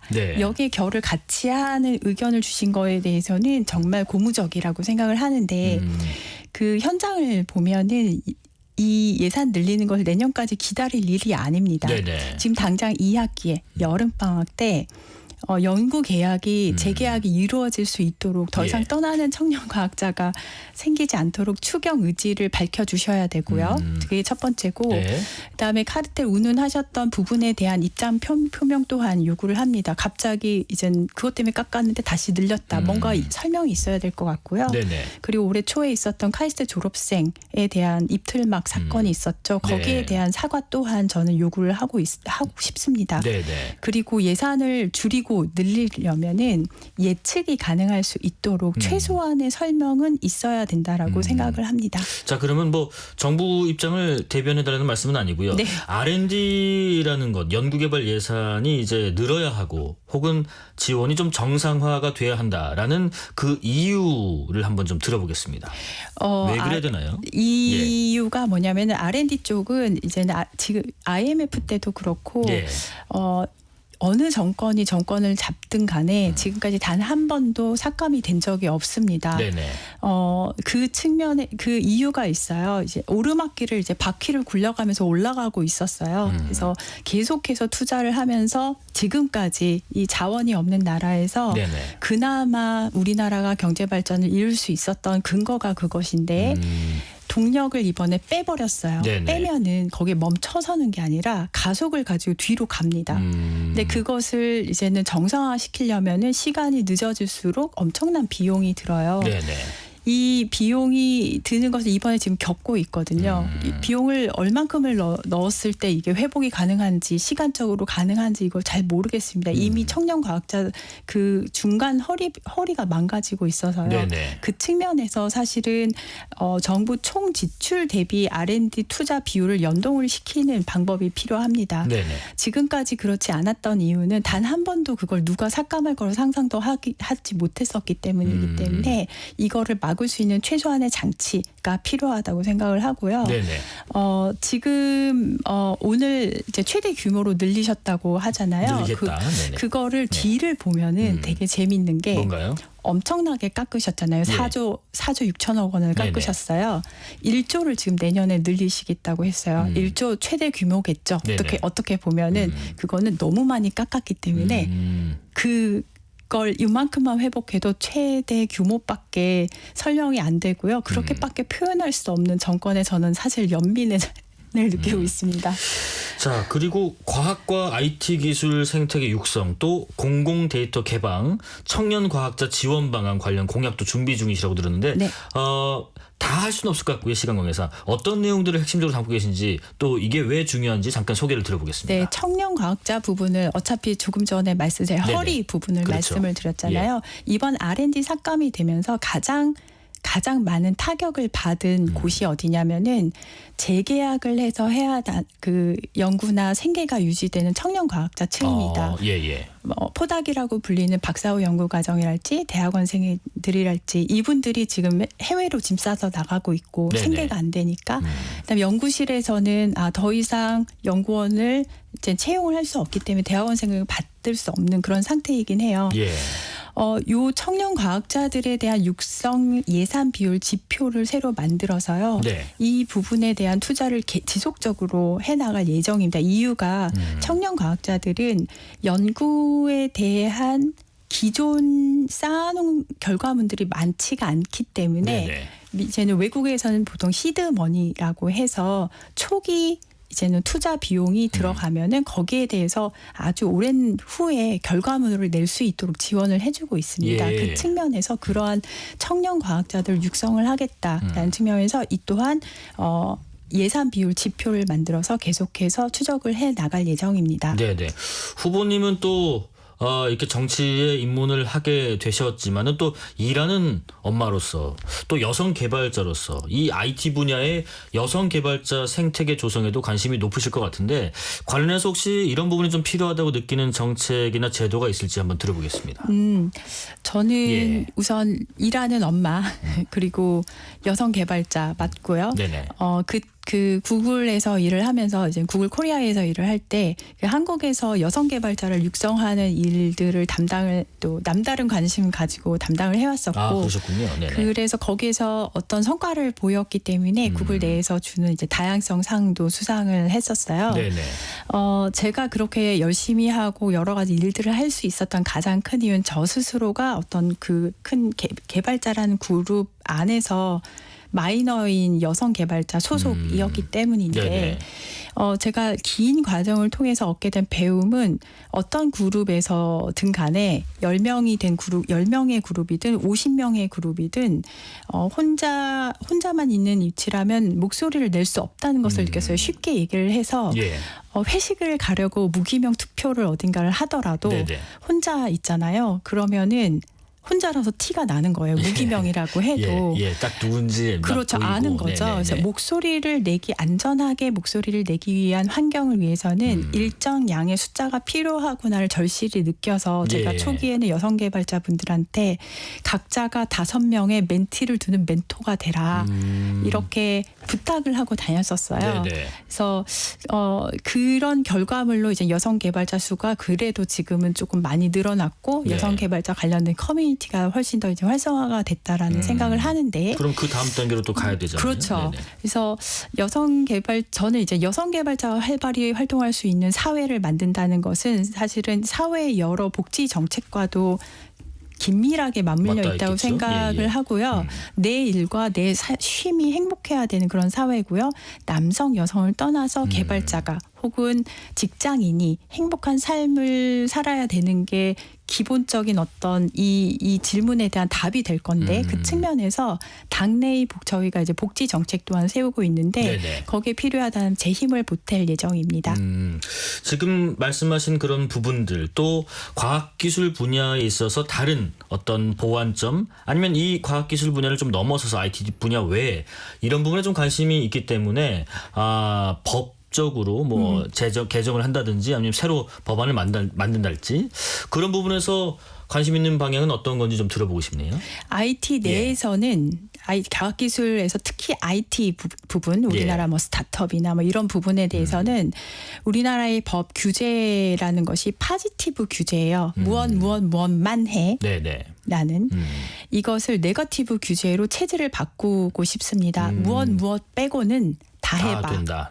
이 목적은 혁신을 이끌고 가기 위해서. 둘은 어떤 차이가 있나요? 유턴 이제는 예. 제가 유턴 얘기를 많이 하는데 예. 이제 운전을 하다가 유턴 표시가 있는 곳에서 저희가 유턴을 하잖아요. 네네. 이게 파지티브 규제예요. 유턴을 표시 있는 곳에서만 유턴하겠음. 네, 네거티브 규제는 이제 도로 폭이나 이런 것을 생각을 했을 때 여기서 유턴은 절대 안 돼라고 표시되어 있지 아니한 곳에서는 유턴을 할 수 있는 거죠. 좀 유연성이 발휘되는 그렇죠. 현상인가 보네요. 네, 네네. 그래서 과학기술계 혹은 IT 쪽은 규제가 혁신을 막고 있는 케이스가 너무 많기 때문에 네. 체질을 네거티브 이젠 규제 쪽으로 바꿔가는 쪽으로 하고 싶다는 욕심이 저의 바람이 있고요. 예. IT나 아니면은 과학기술 이외의 부분에 대해서는 네네. 재외국민 투표법부터 바꾸고 싶습니다. 며칠 전에 치러졌거든요. 그렇죠. 네네. 62.8%라는 총선 이제 최대치를 기록을 했는데요. 예. 4월 달에 총선이 있잖아요. 네네. 그런데 재외 국민들은 거기에 등록을 하기 위해서 투표인으로서 등록을 하기 위해서 11월부터 2월 달에 그 등록이 끝납니다. 네네. 근데 사람들은 투표 얘기는 사실은 3월 말 정도부터 하기 시작을 하거든요. 가까워질수록, 예. 그래서 사람들이 얘기를 하죠. 외국에서는 재외 국민들은 나 투표할 수 없는 거였어? 지난 2월까지 등록했었어야 돼. 네네. 이런 상황이에요. 그렇기 때문에 저는 이 말도 안 되는 현재 재외국민 투표법을 들어가자마자 바꿔야겠다는 예. 생각을 가지고 비행기표 끊고 타고 왔습니다. 자, 마지막으로요. 당선되신다면 여성 초선 의원으로서 국회에서 이런 역할을 하고 싶다. 포부 말씀 들어보겠습니다. 여성 초선 의원도 좋지만 네. 저는 과학기술계의 한 정치인으로서 활동을 더 많이 하고 싶습니다. 네, 과학기술계 정치 참여가 너무 저조해서요. 그래서 저를 보시고 더 많은 분들이 정치로 참여를 해주셨으면 하는 마음이 있고요. 네. 정치권의 목소리를 낼 수 있도록 과학기술계 쪽에서 문턱을 낮추는 일 또한 하고 싶습니다. 예, 여기까지 말씀 듣겠습니다. 지금까지 이혜민 조국혁신당 비례대표 후보였습니다. 고맙습니다. 감사합니다. 실시간 교통정보 알아보겠습니다. 교통정보센터 서휘영 리포터 나와주세요. 네, 이 시각 교통정보입니다. 퇴근길 정체 구간 살펴보겠습니다. 먼저 고속도로인데요. 남해고속도로 부산 방향 대저분기점에서 덕천까지 정체입니다. 영동고속도로 인천 쪽 동수원에서 반월터널 사이 속도 더디고 이후 월곡 분기점부터 교통량 많습니다. 경부고속도로 서울 방향 기흥에서 수원 또 양재에서 반포까지 밀리고요. 부산 쪽은 죽전에서 수원까지 10km 정체입니다. 경인고속도로 서울 방향 서인천에서 부평 또 부천에서 신월터널까지 밀리고 서해안고속도로 서울 방향은 매송역에서부터 용담터널까지 이후 광명역에서 금천까지 정체입니다. 나란히 가는 평택 시흥고속도로 역시 송산마도부터 6km가량 교통량이 많습니다. 서울 시내는 한강변을 따라서 강서 쪽으로 이동량이 많아서요. 올림픽대로 청담대교에서 가양대교까지 1시간 이상 예상되고요.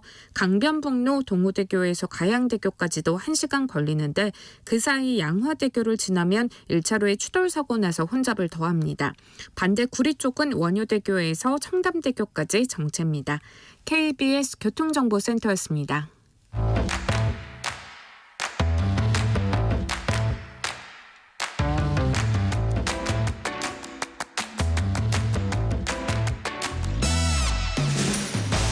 파고 또 파고 골라서 엄선한 뉴스만 전해드립니다. 파파뉴 코너. 오늘은 김혜림 북저널리즘 에디터와 함께합니다. 안녕하십니까? 안녕하세요. 김혜림입니다. 네, 첫 번째 소식은 아침 일찍에 많이 놀라셨을 거예요. 네.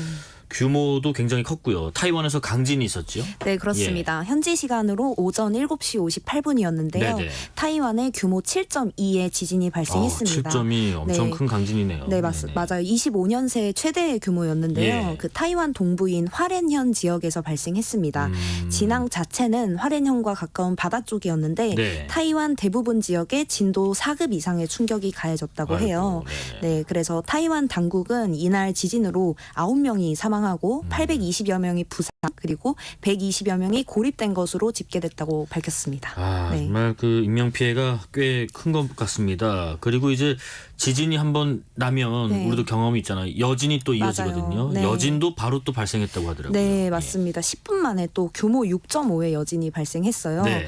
그래서 최소 건물 2채가 쓰러졌고 또 여진으로 인해서 철도 운행도 중단됐습니다. 그렇군요. 그리고 5층짜리 건물, 8층짜리 건물도 막 기울어질 정도였으니까 지진이 굉장히 강력했다는 걸 알 수 있죠. 네, 이 지진이 그 타이완뿐만 아니라 네. 주변에 있는 나라들에도 영향을 미칠 정도였다고 하더라고요. 네, 맞아요. 이 영향으로 인해서 그 타이완은 물론 지진 발생 지역에서 700여 킬로미터 떨어진 일본 오키나와에서도 최대 3m까지의 그 쓰나미가 올 수 있다는 3m 경보가 쓰나미요. 네, 네. 경보가 발령이 됐고요. 예. 또 일본 서남단인 요니구니지마에는 그 높이 30cm의 쓰나미가 실제로 도달했다고 합니다. 네네. 필리핀 당국에서도 쓰나미 경보를 발령했고요. 네네. 네. 한편으로 또 외교부는 우리나라 국민의 좀 그러게요. 인명 피해는 따로 없었다 이렇게 밝혔습니다. 다행입니다. 네.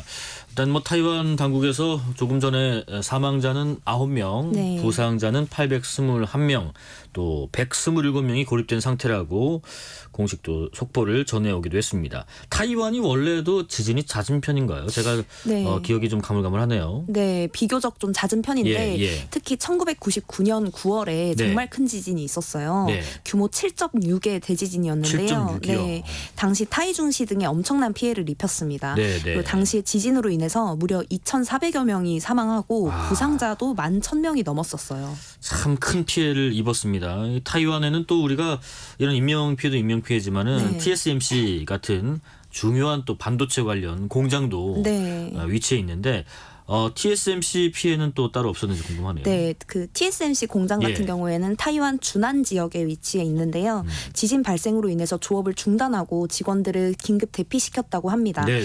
그리고 또 같은 지역에 그 파워칩 반도체 공장, 또 LCD 패널을 생산하는 이노룩스 공장도 위치해 있는데 이들 공장 일부도 멈췄다고 하고요. 네. 또 애플의 최대 협력사인 폭스콘 그리고 2위 파운드리 업체인 마이크로 일렉트로닉스도 일부 생산 라인을 중단했습니다. 예. 네. 그러니까 타이완의 어떤 반도체 이런 업체들이 이게 흔들리게 되면은 사실 전 세계의 반도체에도 영향을 미칠 수밖에 없을 것 같습니다. 네, 맞아요. 지금도 좀 수요를 맞추기 벅찬 상황인데 예. 미세 공정 반도체의 경우에는 단 한 번의 진동으로도 못 쓰게 되는 경우들이 있다고 해요. 네. 그래도 다행히 일부 직원의 대피 말고는 정상 운영이 되고 있다고 하니까 그 점도 함께 지켜봐야겠습니다. 예.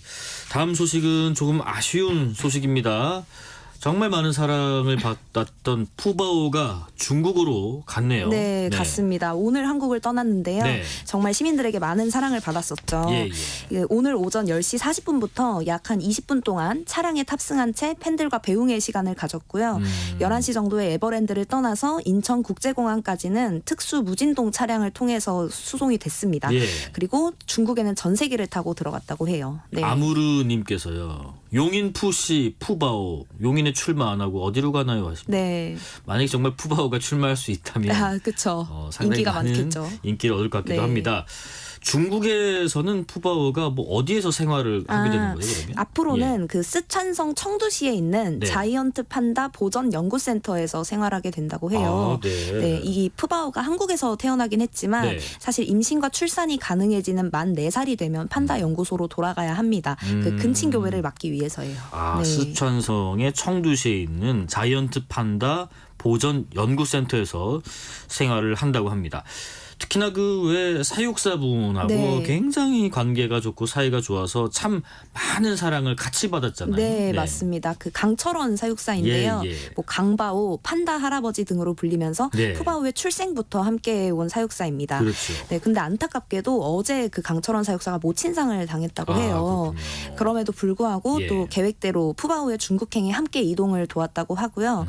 또 강철원 사육사가 배웅 시간에 그 편지를 한 통 읽었는데 네네. 뭐 푸바오는 어른 판다로 손색이 없을 정도로 모든 과정을 다 해냈다. 정말 멋지다. 10년이 지나도 100년이 지나도 너는 우리의 영원한 아기 판다다. 또 이런 감동적인 편지를 낭송했다고 합니다. 네. 이건 뭐 뜨거운 우정이라고 해야 되나 아니면 뭐 부정이라고 해야 되나요? 네. 참 여러 가지로 표현할 수 있을 것 같은데 푸바오가 하여튼 우리나라에서는 정말 각별했어요. 아, 네, 맞아요. 이거 푸바오 보려고 정말 많은 분들이 맞아요. 또 그 랜드에 찾아가셨고 네. 정말 많은 줄 서서 잠깐 보는 거 알지만 그래도 가서 보려고 가셨고요. 그죠? 그렇죠. 네. 이게 또 푸바오가 국내에서 처음으로 자연 번식해서 태어난 아기 자이언트 판다여서 더더욱 인기가 많았고 네. 2020년 7월에 태어났는데 당시 코로나19가 한창이었잖아요. 맞아요. 그래서 또 관람객을 볼 수 없었는데 대신 에버랜드에서 푸바오를 유튜브에 공개하기 시작했어요. 그래서 이제 뭐 전염병 때문에 힘든 국민들 좀 마음도 위로해주고 좀 친밀한 모습도 함께 보이면서 인기 스타 반열에 올랐습니다. 네, 인기 스타 반열에 올랐습니다. 네. 하지만 이 판다라는 게 뭐 푸바오 사례뿐만 아니라요. 다른 판다 사례들을 보면은 굉장히 그 정치적인 동물로 부류가 돼 있다. 특히나 네. 중국의 어떤 외교 정책에 있어서 이 판다가 하는 역할이 그동안 꽤 컸다. 네. 이렇게 들었습니다. 맞습니다. 예. 중국이 1970년대부터 판다를 본격적으로 외교에 활용했는데요. 예. 뭐 덕분에 국가 이미지 개선에 굉장한 효과를 받았는데 그 판다가 정말 유능한 외교관이다 이렇게 불리기도 했어요. 네. 근데 최근에는 또 중국이 패권 국가로 좀 나서려고 하잖아요. 네. 그 전랑 외교가 주류가 되면서 판다 외교 효과가 예전 같지 않다는 평가들도 나오고 있습니다. 또 중국과 관계가 나빠지면 판다 임대 기간을 연장해 주지 않는 듯한 그런 징벌적인 외교도 취지를 퇴색시키는 것이 아니냐라는 지적도 함께 나오고 있고요. 네네. 그리고 또 동물을 사실 이렇게 정치적인 도구로 활용해도 되는 것이냐라는 문제 제기도 함께 나오고 있어요. 동물을 정치적 도구로 이용해도 되느냐. 네. 그러면은 뭐 물건 취급을 하는 거 아니냐. 뭐 이런 일부 비판도 있나 봅니다. 네, 맞습니다. 그 세계 최대 동물권 단체인 페타가 동물 외교와 관련해서 목소리를 굉장히 높이고 있는데요. 예. 뭐 특정 지역에서만 사는 동물을 다른 지역에 정치적 목적으로 억지로 보내서 적응시키는 과정 자체가 학대라는 지적입니다. 네, 배영수님. 푸공주 온 국민에게 기쁨과 위로를 줬는데 어디에서든 행복하고 건강한 판생을 기원합니다 네. 하시고요. 3253님 행복을 주는 보물 푸바오 고향 대한민국을 잊지 말고 언젠가 다시 만나요 라는 문자도 주셨습니다. 자, 어쨌든 말씀하신 것처럼 푸바오가 한국에서처럼 좀 행복하고 밝게 지냈으면 하는 바람입니다. 다음 소식도 들어보겠습니다. 네, 포브스 억만장자에 미국의 팝스타인 테일러 스위프트가 추가됐다는 소식을 준비했는데요. 포브스 네. 억만장자. 여기 들기 쉽지 않은데요. 네, 네네. 포브스가 현지 시간 2일에 2024년에 새 억만장자가 된 사람들 명단을 발표했어요. 네. 그래서 올해 억만장자 대열에 합류한 부호 중에 스위프트가 가장 유명한 인물이었다고 소개했습니다. 돈을 얼마나 벌었고 얼마나 모은 거예요? 네, 돈을 정말 많이 모았더라고요. 네. 그 콘서트 수익, 그리고 음원 판매 수익, 예. 또 부동산 투자 수익 등으로 인해서 그 11억 달러의 재산을 모았다고 해요. 11억 달러면 네, 이게 한화로 얼마입니까? 우리 돈으로 1조 4,878억 원입니다. 조 단위예요. 네, 네네. 그래서 포브스가 노래와 공연만으로 이렇게 억만장자에 오른 사람은 처음이다 이렇게 덧붙이기도 했습니다. 하긴 뭐 지난해부터 올해까지 정말 테일러 스위프트의 해라고 표현해도 네. 무방할 정도로 그쪽 업계에서는 굉장한 활약을 많이 했나 봅니다. 네, 맞습니다. 테일러 스위프트가 에라스 투어라고 네. 지난해부터 전 세계 5개 대륙을 순회하는 공연을 열고 있어요. 아, 예, 예. 그 공연으로 한 해 동안에만 10억 달러가 넘는 수입을 올렸다고 하고요. 네. 이게 또 역대 공연 수입 기록을 경신하는 수준입니다. 한 해에 10억이요. 네. 그리고 또 올해 2월에는 그래미의 최고의 상으로 꼽히는 올해의 앨범을 4번째로 수상하면서 역대 최다 수상 기록을 쓰기도 했습니다. 근데 그 에라스 투어라고 하는 이 전 세계 5개 대륙을 순회 공연하는 이 공연을 사실 정말 많은 팬들이 네. 다닐 거기 때문에 거기에 따라서 이 공연이 열리는 그때 근처에 있는 뭐 숙박 시설이랄지 뭐 식당이랄지 비용도 많이 오르고 또 빠지고 그러겠어요. 네, 예. 맞아요. 그 투어플레이션이라는 용어가 투어플레이션. 네, 예. 투어와 인플레이션의 합성어죠. 네네. 투어플레이션이라는 용어가 나올 정도였는데 그 테일러 스위프트가 공연하는 곳마다 뭐 티켓값은 물론이고 호텔값, 밥값까지 물가가 뛰었어요. 네. 또 테일러 스위프트의 공연이 그 나라 경제에 활기를 불어넣으면서 경기를 일시적으로 끌어올린다는 의미에서 테일러노믹스라는 어휴. 말도 함께 나왔습니다. 투어플레이션에 테일러노믹스 나오면은 거의 뭐 경제 용어 이 정도면 사회 현상 아닙니까? 네, 맞아요. 테일러 스위프트의 힘이 워낙 막강하니까 예. 정치 쪽에서도 이 테일러 스위프트를 주목하고 있어요. 정치 쪽에서도요? 네, 요즘에 또 미국 대선이 다가오고 있지 11월에 않습니까? 있죠. 네, 바이든 대통령이 테일러 스위프트한테 직접 러브콜을 보내기도 했어요. 네네. 2020년에 테일러 스위프트가 바이든 지지 선언을 한 적이 있거든요. 그랬었죠. 네, 그래서 트럼프는 또 스위프트보다 내가 더 인기가 많다 이런 식으로 이제 반박을 하기도 했고요. 아, 이거 좋은 전략일까요? 네. 아무튼 이번 대선에서 예. 이 스위프트가 누구를 지지하느냐에 따라서 엄청난 표가 이제 좀 움직일 거라는 예측이 나오고 있습니다. 실제로 뭐 이 정도면 정치적으로도 네. 굉장히 영향력이 큰 그런 연예인이겠네요. 네, 예. 물론 그만큼 이제 테일러 스위프트가 겪는 곤혹들도 있는데요. 곤혹이요? 네, 얼마 전에는 그 소셜 미디어 X에 테일러 스위프트를 이용한 딥페이크 음란 사진이 돌면서 좀 논란이 되기도 했고, 그랬었죠. 또 미국에는 이제 굉장히 다양한 음모론들이 있잖아요. 네. 그 음모론의 주인공으로도 항상 소환이 됩니다. 음모론이요? 네. 어떤 음모론인가요? 특히 뭐 테일러 스위프트가 이제 극우 미디어를 중심으로 도는 음모론들인데 뭐 예, 예. 국방부 비밀 요원이다. 테일러 스위프트가. 네. 예. 그리고 또 바이든의 재선을 위해서 팬 기반을 다지고 있다라는 이야기도 나오고 네. 또 스위프트와 스위프트의 애인인 트래비스 켈시가 코로나19 백신과 민주당 지지를 위해서 만들어진 쇼윈도 커플이다. 뭐 이런 주장들도 함께 나오고 있습니다. 참 이렇게 유명해지고 사회적으로 영향력이 좀 점점 더 커지면 참 많은 이런저런 구설에 오르고 뭐 이런 네. 의혹들, 음모론들, 뭐 가짜 뉴스들 되게 많이 생산이 되는 것 같은데 참 이런 거를 견뎌야 하는 것 같아요. 네. 올해 테일러 스위프트는 또 어떤 활동을 할지 그 계획도 알 수 있을까요? 네, 오는 19일에 새로운 앨범을 발표를 한다고 해요. 네. 그래서 이번 앨범도 좀 빌보드 등 각종 차트들을 휩쓸 것으로 보이는데 테일러 스위프트가 올해에도 좀 작년만큼의 활약을 보여줄 수 있을지 주목해 봐야겠습니다. 네, 올해도 새 앨범을 내고 11억 달러의 재산을 한 네. 해에 거의 다 올린 테일러 스위프트 얘기까지 들어봤습니다. 여기까지 말씀드리겠습니다. 지금까지 김혜림 북저널리즘 에디터였습니다. 고맙습니다. 감사합니다.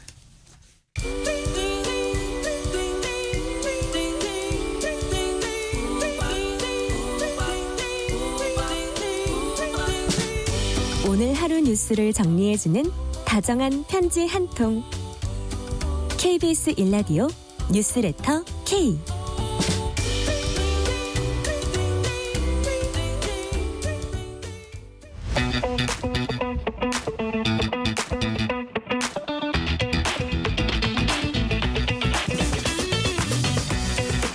알면 그렇다면 독이 아니라 득되는 법 이야기 쉽게 설명해 드립니다. 법이든 성배, 법 지식 꽉 채워서 우리에게 전달해 주실 분이죠. 강력팀 형사 출신 법이 한가득 든 성배 박성배 변호사입니다. 안녕하십니까? 하려고 그랬는데 먼저 해보라. 제가 선수를 쳤습니다. 법이 한가득 든 성배 박성배 변호사입니다. 예. 조금씩 우리가 좀 경쟁하는 것도 서로 발전에 도움이 될 것 같습니다. 예. 총선이 이제 일주일 남았습니다. 근데 최근에 사전투표소에 불법 카메라를 설치했던 유튜버가 있었는데 이게 무슨 일이었죠? 이 40대 유튜버 A씨가 이달 초부터 최근까지 서울, 부산, 인천, 경남, 대구, 경기 등 이 총선 투표소 등 총 40여 곳에 몰래 침입해서 네네. 불법 카메라를 설치한 혐의를 받고 있습니다. 네네. 이 카메라가 충전 어댑터 형태인데다 통신사 이름을 붙인 스티커가 붙어 있다 보니 통신 장비인 것으로 오인하기가 그러게요. 쉬웠다고 카메라인지 잘 합니다. 몰랐겠네요. 그래서 오랜 시간 동안 촬영을 지속해 온 것으로 보이는데 네네. 이 투표소 내부를 촬영할 수 있게 정수기 옆 등에 몰래 설치한 것으로 드러났습니다. 이걸 왜 설치했냐 이렇게 따져 보니까 목적이 사전투표 과정을 감시하려던 거였다. 지난 대선 또 뭐 지난해 서울 강서구청장 보궐선거 때도 그랬다고 하더라고요. A씨가 예. 유튜버로 활동하고 있는데 예. 지속적으로 부정선거 의혹을 제기해 왔습니다. 지난 대선뿐만 아니라 말씀하신 것처럼 지난해 서울 강서구청장 보궐선거 때도 네. 이 사전투표소에 카메라를 설치해서 내부를 촬영한 정황이 확인되는데 아마 경찰이 압수수색하는 과정에서 이 정황이 드러난 것 같습니다. 네네. 경찰이 압수수색을 해봤더니 이 A씨의 집에서 수십 개의 카메라 상자가 발견됐고 네. 아직 사용하지 않은 카메라도 나왔다고 합니다. 앞으로도 계속해서 이와 같은 범행을 이어나갈 의도였던 것으로 보이고 네네. 이 선관위가 발표한 개표 인원 그리고 자신이 설치한 카메라 영상 속 투표 인원이 차이가 있다고 주장하면서 대검찰청에 수사 의뢰도 했는데 당시 수사 의뢰를 하던 영상도 직접 게시하기도 했습니다. 상당히 정력적으로 활동을 해왔죠. 그러네요. A씨는 선관위가 사전 투표율을 조작하는 걸 감시하려고 했다고 주장하고 있는데 이 범행을 보면서 느낀 바는 범죄 유형 중에서 확신범이라는 유형이 있습니다. 확신범. 예, 자신의 행동이 정의롭다고 믿고 그렇죠. 어떤 제재가 들어와도 그 제재를 물리치고 자신의 행동을 지속해 나가는 범죄 유형인데 어쨌거나 현행법 위반일 뿐만 아니라 근거가 있는지도 상당히 불분명해서 선거를 앞둔 시점인 만큼 엄한 처벌은 불가피합니다. 그 A씨가 일단 구속이 됐고 네. 공범도 추가로 늘었어요? A씨가 구속된 지 하루 만에 범행에 가담한 것으로 알려진 공범이 2명 늘었습니다. 네. 이 공범 둘 다 A씨 유튜브의 구독자들입니다. 일단 이 투표소 불법 카메라 설치 혐의를 받는 50대 여성이 오늘 구속됐습니다. 네. 도망할 염려가 있다는 이유로 구속됐는데 앞서 A씨도 구속을 당할 당시에 법원은 도주 또는 증거인멸의 우려가 있다고 밝혔습니다. 도주 우려가 있다는 의미는 향후 법원 재판으로 이어진다고 하더라도 실형이 선고될 가능성이 매우 높다는 의미입니다. 이에 따라서 도주 우려가 높다는 판단을 한 것으로 보아야 하고 아울러서 70대에도 공범으로 구속영장이 신청된 상황인데 오늘 오후에 영장실질심사가 진행됩니다. 그 결과는 아직 나오지 않았습니다. 네.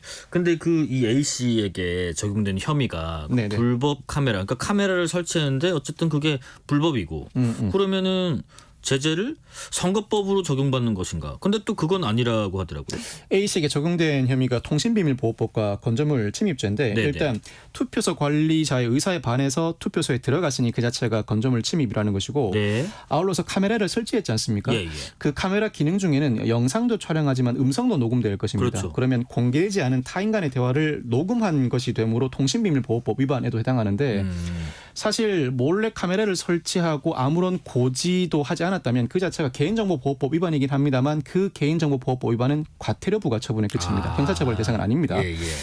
사실 공직선거법에는 각종 선거와 관련된 규제 조항이 촘촘하게 마련되어 있습니다. 그렇죠. 그런데 정작 이 투표소에 불법 카메라를 설치한 행위와 관련해서 마땅히 적용할 조항이 없습니다. 제가 전체적으로 다 살펴봤는데 생각해 볼 수 있는 조항이 선거의 자유방해죄, 투표 개표의 간섭방해죄, 투표함 등에 관한 죄가 있는데 모두 그 구성 요건이 불법 카메라를 설치한 행위를 포섭하지 못합니다.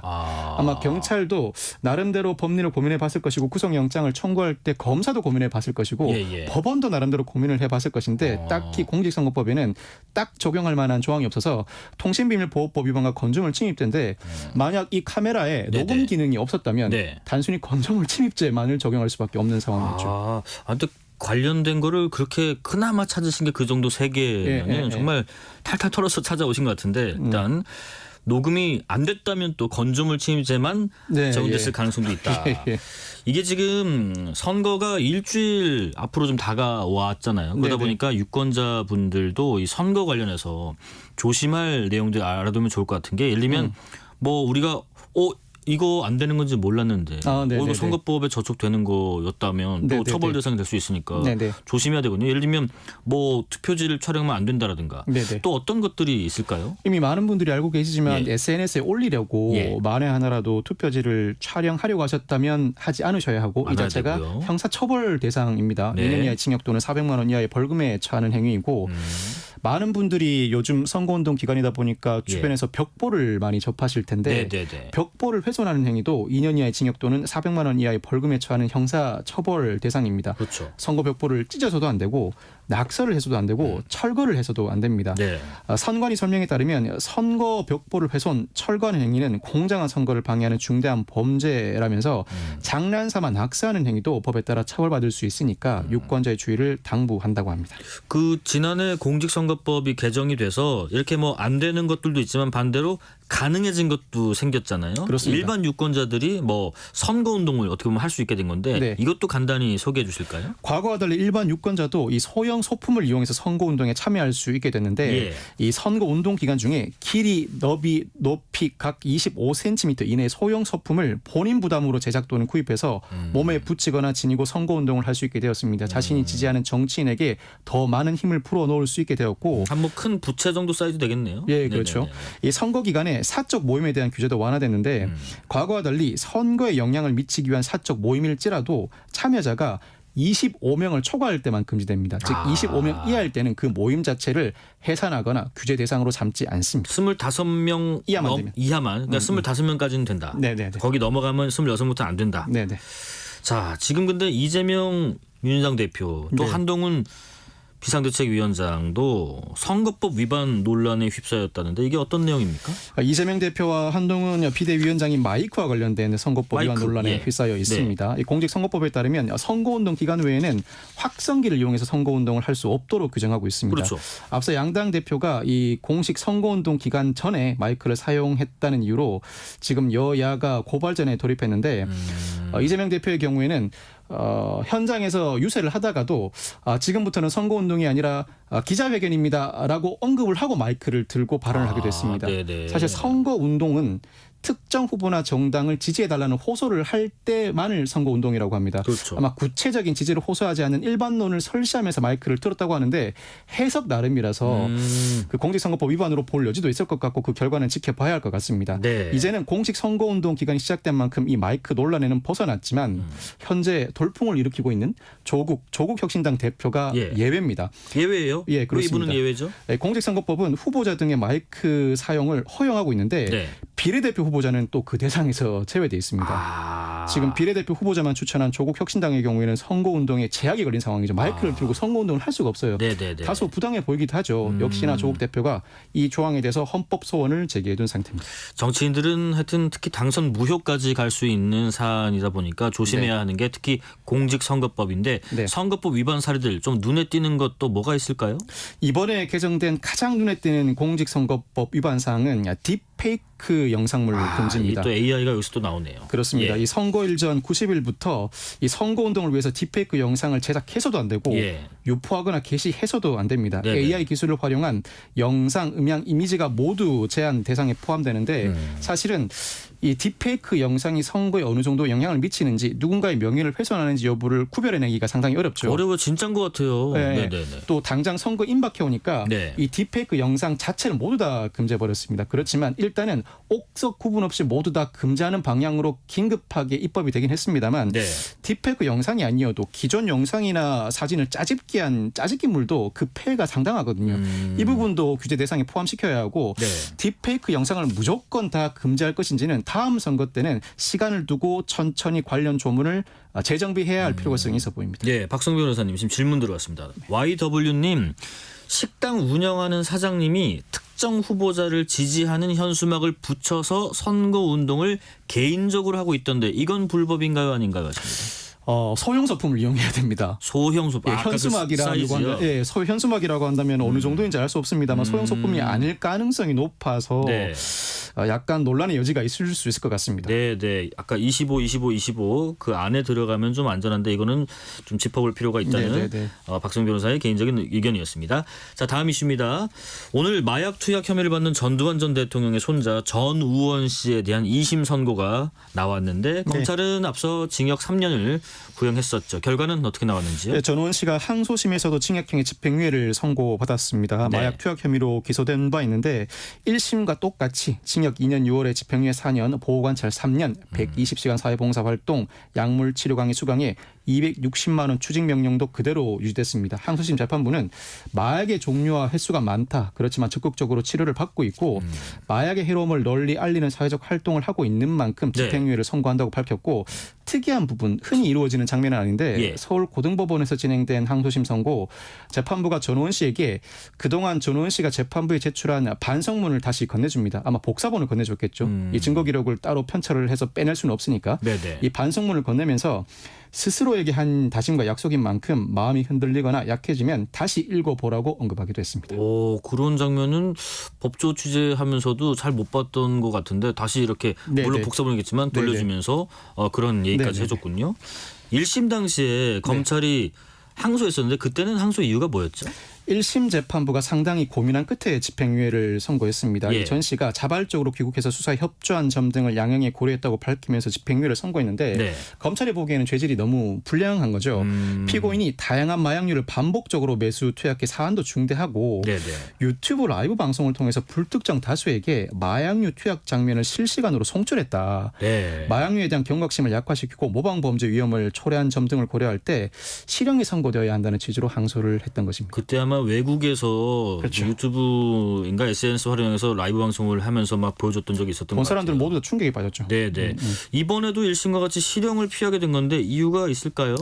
1심 재판부의 판결 선고 결과를 돌이켜보면 많은 고민을 했다. 정치적 맥락에서 들어온 많은 탄원서는 고려하지 않고 이 사건 자체에 대해서만 봤는데 피고인 스스로 설명하지 않으면 알 수 없는 마약 투약 일시나 매수 경위 등 사실상 자발적으로 자수에 준하는 수준으로 수사기관에 협조했고 매우 죄질이 불량하지만 실형 선고보다는 건강한 사회 구성원으로 일할 수 있는 기회를 한 번 더 부여한다는 취지로 집행유예를 선고했습니다. 마약 사건의 경우에는 중요한 가중 요소가 상습범이고 중요한 감형 요소가 가장 중요한 부분은 중요한 수사 협조입니다. 중요한 수사 협조는 자신에게 마약을 공급한 상선을 제보하거나 자신 외에도 다수가 마약류를 투약하는 현장을 제보하는 형태를 일컫는데 그와 같은 제보가 이루어지는 상황은 아니었죠. 본인 스스로 마약한 혐의만 포착된 상황이었으니까. 그보다는 자수에 준하는 행동이었습니다. 자수도 상당히 중요한 감형 사유이고 무엇보다도 초범으로서 적극적 치료 의사를 밝힌 만큼 사실 마약은 처벌이 능사는 아니거든요. 초범 단계에서 단약할 수 있으면 그 부분이 최선이기 때문에 한 번만 기회를 주었다고 평가할 수 있습니다. 예, 여기까지 말씀 듣겠습니다. 지금까지 법이든 성배 박성배 변호사였습니다. 고맙습니다. 네, 감사합니다. 오늘 뉴스레터 K는 여기까지입니다. 1457님, 짜장면의 남자 김용준 진행자님 오늘도 대단히 수고가 많습니다. 지금부터 뉴스레터 K 방송 시간 동안 짜장면의 남자와 동행하겠습니다. 제가 짜장면 상당히 많이 먹습니다. 8612님, 매일 광화문에서 듣는 사람 광인 애청자입니다. 하루의 시사는 뉴스레터 K로 정리하는데 앵커님 진행을 정말 잘하시네요. 요 말씀은 언제 들어도 상당히 기분이 좋더라고요. 감사합니다. 장승은님, 뉴스레터 K 오늘 처음 들었는데 귀에 쏙쏙 들어옵니다. 앞으로 출석 체크 열심히 할게요. 오늘은 다행히 제가 사는 곳에 비가 내리지 않아서 벚꽃들이 떨어지지 않았어요. 예쁜 풍경 더 볼 수 있어서 행복합니다. 감사합니다. 오늘은요, 파파뉴코너에서 억만장자가 된 가수 테일러 스위프트 이야기 다뤄봤는데요. 오늘은 그래서 테일러 스위프트의 대표곡 Cruel Summer 들으면서 이 시간 마무리하겠습니다. 커피 쿠폰 받으실 분들 뉴스레터 K 홈페이지를 확인해 주시고요. 오늘도 여러분과 함께 세상을 읽어봤습니다. 지금까지 뉴스레터 K KBS 김용준이었습니다. 고맙습니다. vending machine, I'm not dying. We say that we'll just screw it up in these trying times, we're not trying.